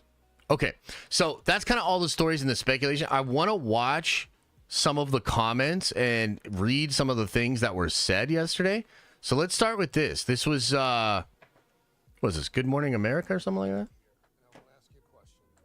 I know that Marvel, they might put a hit out on you if you they're everywhere. If you reveal too much. But we do know Thunderbolts is coming back next year. What can you tell us without being offed? It was an amazing experience. It's a wild group of people, great actors, Florence Pugh, David Harbour, Julie Louis-Dreyfus, and it's an odd bunch, and so there's comedy to it, but they're also antagonists. Answer the question with you looking at him like I that. know. He's not going to give you nothing. He never does. They never do. No. You got to go watch it. Yeah. Which is why we don't want to know anything. I want to go into the movie not knowing what to expect. I think it's well, there's an asterisk to it, so I guess you'll have to see the movie to know what that is. And so again, that seems to be and I don't think the asterisk is the most brilliant fucking thing ever, but you got to admit it has become sort of a talking point of the film, a new direction for questions and for, people like Sebastian to be able to sort of point out and be like, oh, I guess we'd have to see what this is about. You know what I mean? And again, I think some scoopers are indicating that is actually going to be new Avengers. So that's kind of cool. I don't think he says anything else in this one. Thank you. There we go. See? Yeah, that's all he's got on that one. But let's see. There's other stuff here, too. Okay. Well, this is him. The Winter Soldier. Captain America, the Winter Soldier. Who the hell is Bucky? Oh, that's him just reading lines. Well, that's from September. Okay, here's some really interesting comments. This is in the Variety article. So check this out. Also, what do you guys think about him playing Trump? It's kind of interesting. And the way he answers questions about it is pretty interesting, too. It's very, apolitical. At least what I've seen so far. Sebastian Stan defends the MCU against recent criticisms and tells critics to keep an open heart. Don't judge so quickly. He says, they legitimately spent so much time thinking, how could we surprise people and give people something different? His big motto is, the best ideas win. It just comes from a good place. And that's the only reason why sometimes I get protective of it, because the intention is really good. He's talking about Kevin Feige. That is quite interesting, man. Maybe, should we check out the whole article? I don't know. He also, maybe we should. Let me see. Can I find this whole article? Oh, it's pinned. Brilliant. Brilliant! All right. I don't really want to touch too much on the Trump stuff. My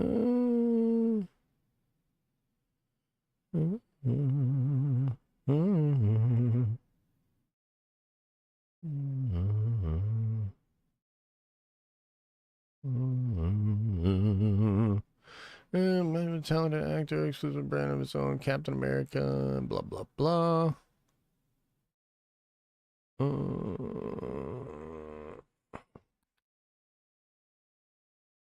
Damn, this is a big article. Holy shit.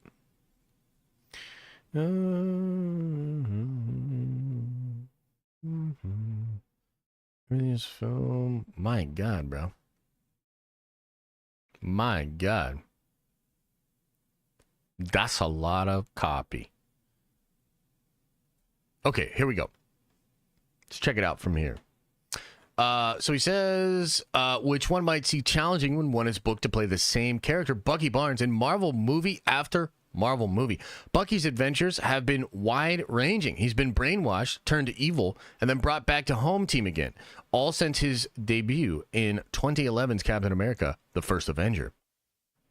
Next year, he'll anchor the summer movie Thunderbolts as the leader of a squad of quirky heroes played by, amongst others, Julia Louis-Dreyfus and Florence Pugh. It's easy to wonder if this has come to feel like a Cage of sorts. Not so, says Stan. His new Marvel movie was kind of like One Flew Over the Cuckoo's Nest. A guy coming into this group that was chaotic and degenerate, and somehow finding a way to unite them. Oh, God damn it. You can't see the article. Sorry, guys. I actually really like this. The comparison to One Flew Over the Cuckoo's Nest. A guy coming into this group that was chaotic and degenerate, and somehow finding a way to unite them. That sounds cool. That sounds fun. Lastly, knives have been out for Marvel movies as some disappointed at the box office, and Thunderbolts, which endured strike delays and last-minute cast changes, has been under scrutiny. And here's the full quote here. He says, "It's become really convenient to pick on Marvel films," Stan says. And that's fine. Everyone's got an opinion, but they're a big part of what contributes to this business and allows us to have smaller movies as well. This is an artery traveling through the system of this entire machine that's Hollywood. It feeds in so many more ways than people acknowledge, he adds. Sometimes I get protective of it because the intention is really fucking good. It's just really fucking hard to make good movies over and over again. I think that's probably fair. Says, which may account for an eagerness to try something new. In the last couple of years, he says, I've gotten much more aggressive about pursuing things I want, and I'm constantly looking for different ways of challenging myself. The challenge continued throughout the shoot of The Apprentice. As Stan pushed the material, one of the most creatively rewarding parts of the process was how open Sebastian was to giving notes on the script because he was wanting to go beyond the script, says Sherman, the screenwriter. If he was interested in a certain aspect of a scene, he was like, can you find me a quote? He recalls, building a dynamic through improvised scenes, Stan Strong stating character on The Apprentice. Okay, so they're just kind of shifting back to all of that. Is that the only Marvel quote in there? Yeah, damn.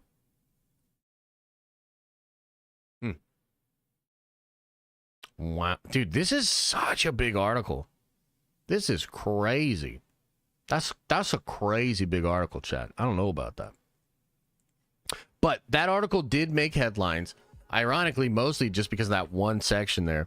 Bucky being the leader and the stuff about Kevin and all that. Okay, I think I would like to find the thing he said about Kevin Feige. Let me see if I can find this.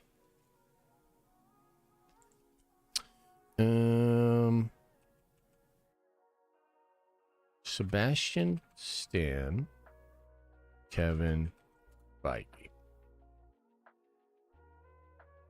Okay, yeah, here we go. Sebastian Stan calls Marvel Studios president Kevin Feige the most selfless man on this planet who, despite the enormous success he's had, has never changed or wavered.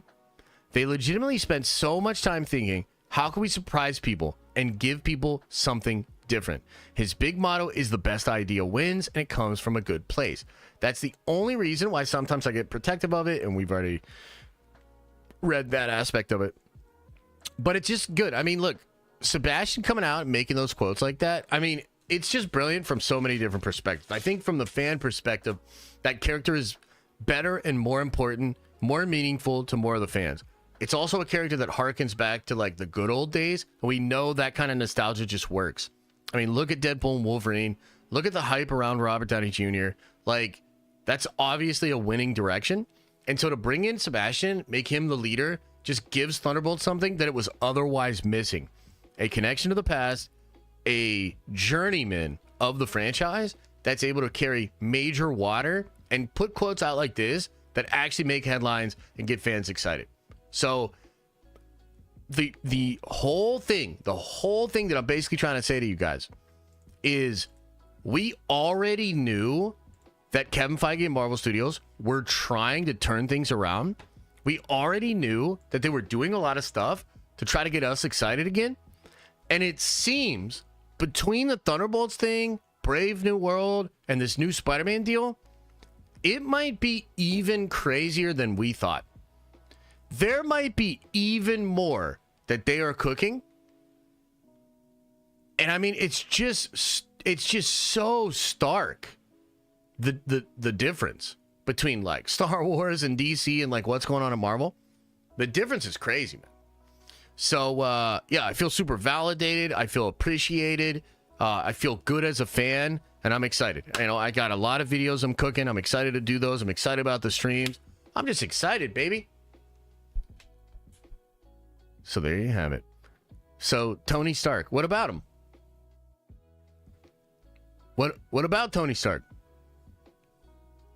What the hell? Wars in the Stars? Yeah, absolutely. Ryan Gosling as Ghost Rider? I mean, that would be sick. That would be sick. Didn't RPK make a big deal about how Bucky wasn't the lead? Yes, and it's just super obvious that Daniel is seething about Marvel Studios going away from like what you could basically say is like left-leaning or woke shit. And it's not like they're completely going to abandon it. They're just refocusing on stuff that works. And so it really feels like, Daniel and maybe other scoopers, maybe just because they're like super left-leaning people or whatever, they're butthurt about that. And I think there was an effort by some of those people to literally like prevent the news from coming out. So like, remember when Daniel said the new X-Men movie is going to be female-centric? Bro, does anybody believe that shit? Now, like, does anybody believe that shit? Like, throw a 1 into the chat if you still believe that.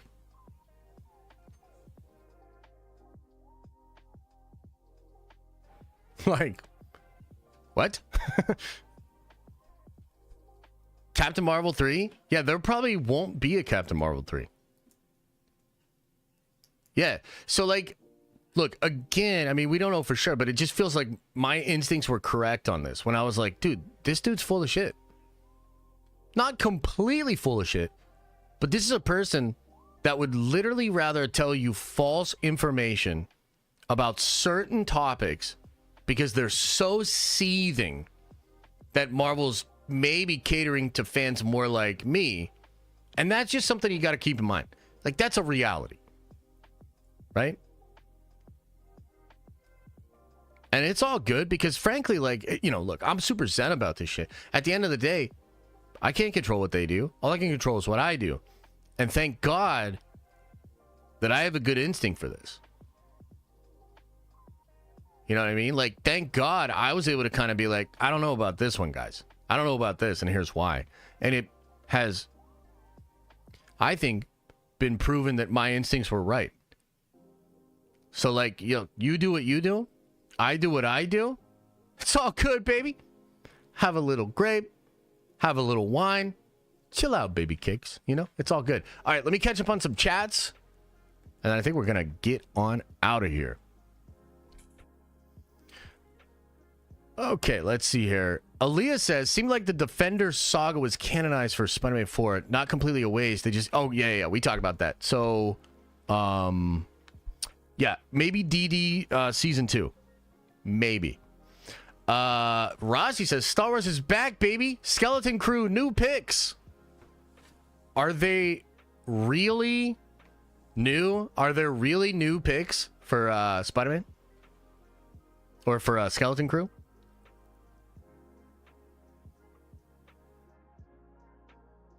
Bow, bow, wow.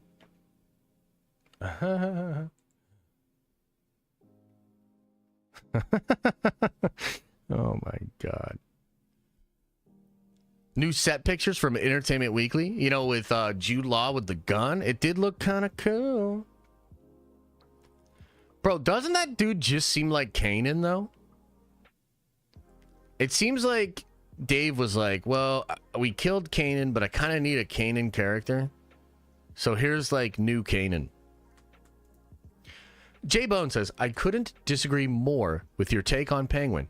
And I typically see eye to eye with 95% of your take. The pilot episode was incredible. And it seemed like the public generally agrees. Not sure what your gripe is with the Bat universe. Does it seem like the public generally agrees?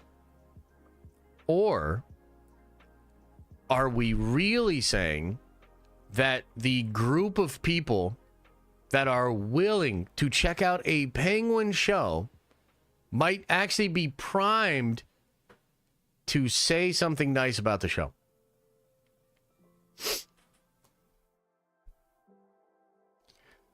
Is it that the public has said Penguin good? Or is it that DC is such a shit brand and has done such a shit job of building up its brand and in its universe that the only people left that will check out a show like that are the exact people that are primed to enjoy it? I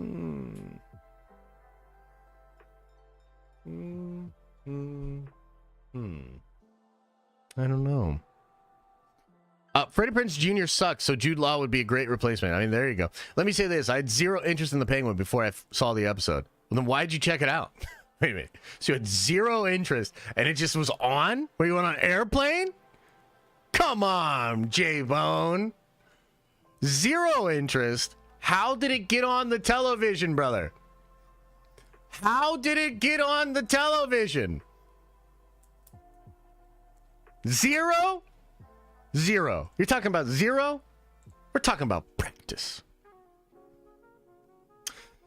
Joey Ubbs, thank you for the 10 spot, brother. Says to help with the Diet Coke for the Diamond Lounge tonight. Granted, it's still happening. I was pumped that Theory tweeted too. Socks up. We already did a Diamond Lounge this month, didn't we? There's nothing to watch, brother. Oh. Okay. He was bored and decided to give it a shot. Pretty simple. Okay, all right, okay. Guys, do you think I'm going too hard on DC and the DC fans? You skipped Diamond Lounge this month? I swear to God we did one. I can't do one tonight. I can't do one next week because we're doing...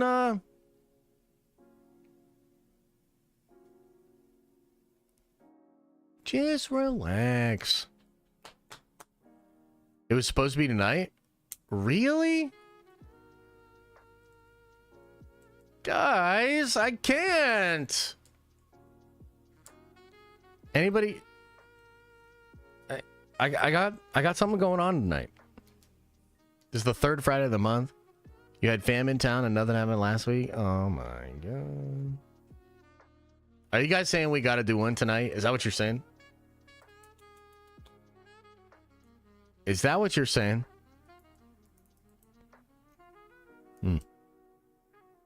Damn.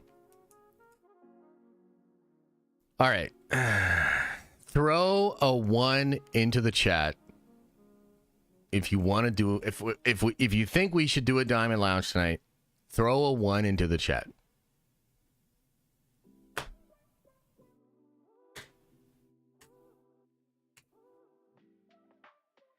Oh my god. All right, what do you think? Like 7:30?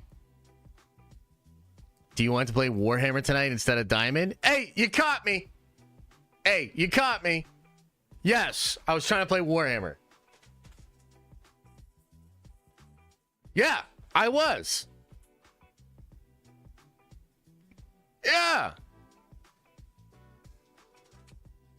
Josh, let's paint some Warhammer. Oh, God.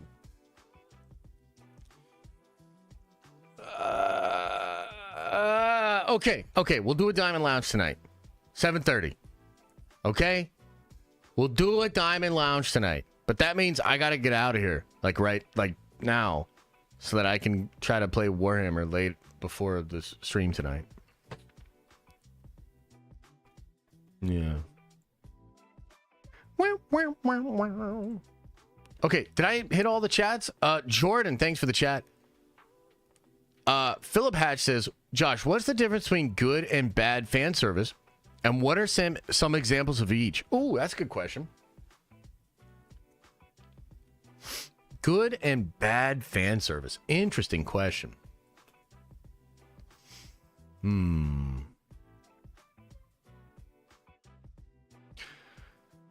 So I guess for me, I would say the fan service in Acolyte is a good example of bad, right?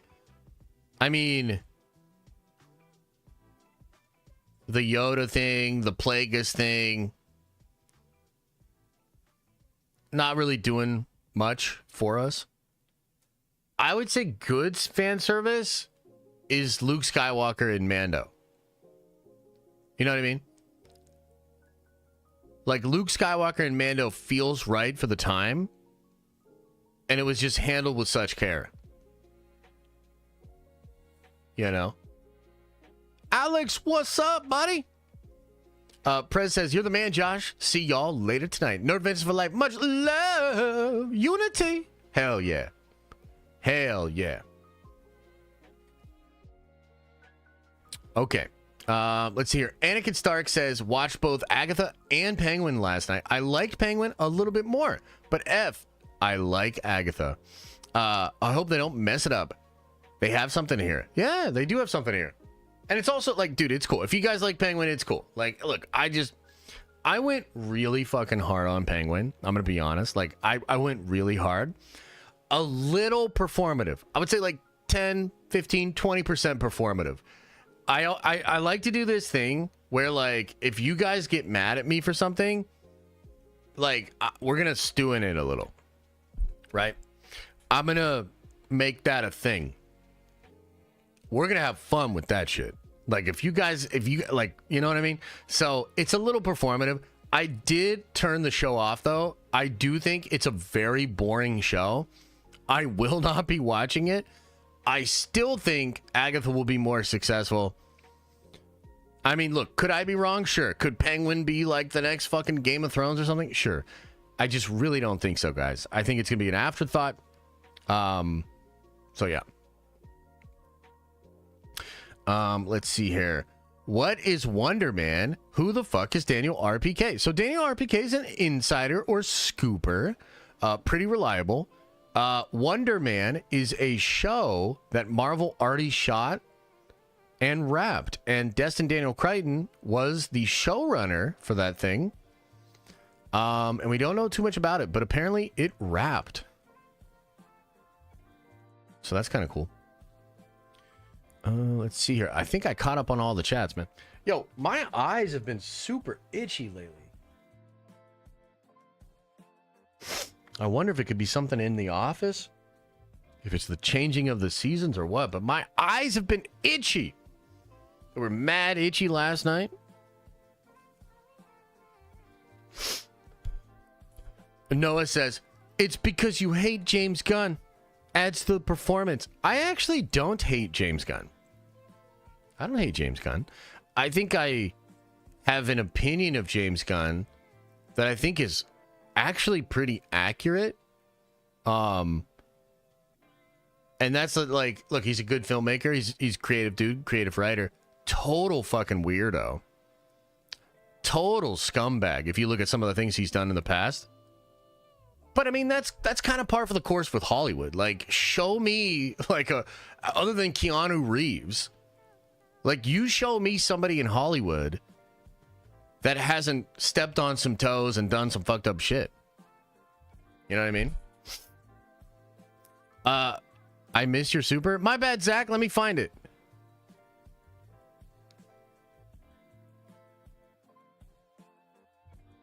Where you at, Zach? Where is this? Was this all the way at the beginning of the stream? Hang on, let me see here. Tanimal, got it. I still can't believe you're seeing Dua Lipa. That's cool. The Exodus. You should watch the Weird Al movie on stream. Maybe. Bynamic says, what do you think about a Brave New World post-credit scene with Doom? I feel like it needs to happen even though the movie is slightly grounded. Yeah, I think it might happen, actually. I think it might happen. I didn't miss your chat. Okay, here's Zach. Says, Agatha was dope. 7 months, baby. You should quiz us on everything we have done a deep dive on. I love being a nerd venture. I love this community. Appreciate you, brother. That's not a bad idea, actually. Yeah, it's not a bad idea. Oh my god, man. Why are my eyes itching so much? I'm falling apart. Okay, I think that's all the chats. I think I caught up on everything. Lou says, it's not a new MCU show. It's like Acolyte all along. Say what? Josh, sorry if my first super chat offended you. No. You're good. I'm not offended.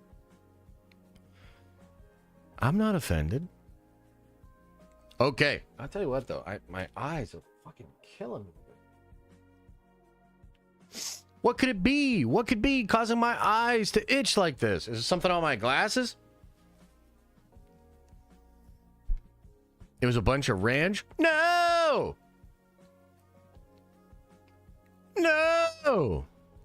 Can I get into the diamond? I'm at 5 months. 1 more to go. I don't know. Maybe. Hit me up. We'll see. We'll see where you're at. You might be allergic to air. Maybe I am. Could I be allergic to air? That kind of seems bad. Right? If you're allergic to air, doesn't that seem like pretty bad? Go get some Sensodyne balanced eye drops and anti-allergy medicine. You're welcome. Maybe I will. 7:30 tonight, Diamond Lounge. Yeah. Gotta limit yourself at the strip club? Oh no! I know I shouldn't have put my face in there. Or stop smoking the ganj?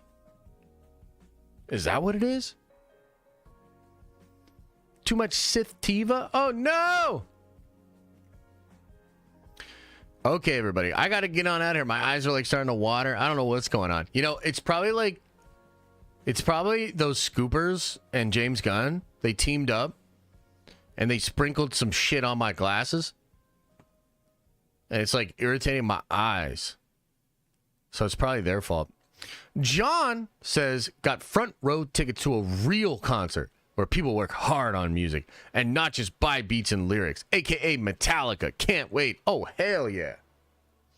That's sick, bro. I'm going to be honest with you, though. I like Metallica more. I'd probably rather watch Dua Lipa on stage for a couple hours than Metallica. I'm just going to be honest. Anakin Stark, did I miss your chat? Let me see here. No. I went over it, man. Peng, you said you liked both, but they kind of have something with Agatha. Yeah. And hopefully they don't screw it up. Yeah. We got you, bro. Hey, we got you, brother.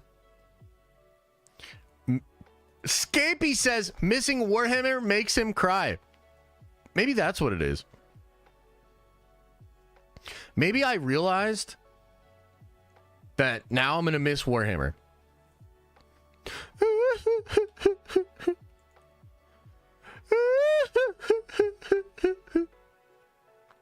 All right, everybody. Hey, I appreciate it. Thank you for your time. Thank you for your attention. Thought it was a good stream. Lots to go over. Sorry I got a little heated there. You know what I mean? My bad about that. It's all good. we're having fun over here. Remember, as I always say, I hope you are having an awesome and a nerdy day.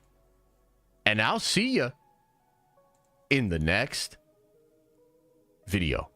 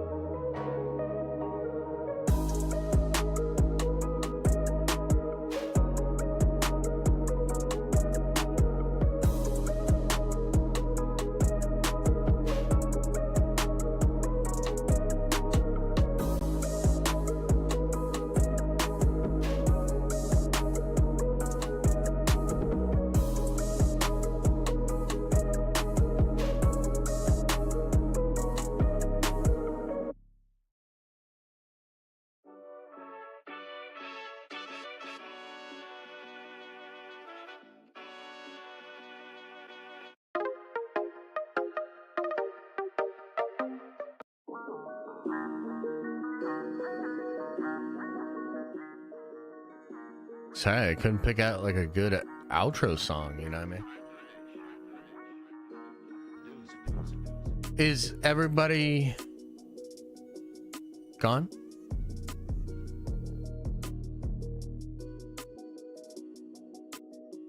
Did everybody leave? Oh, guys, RJ Phillips said I could go play Warhammer. No game, no stream tonight. No Diamond Lounge tonight. Sorry.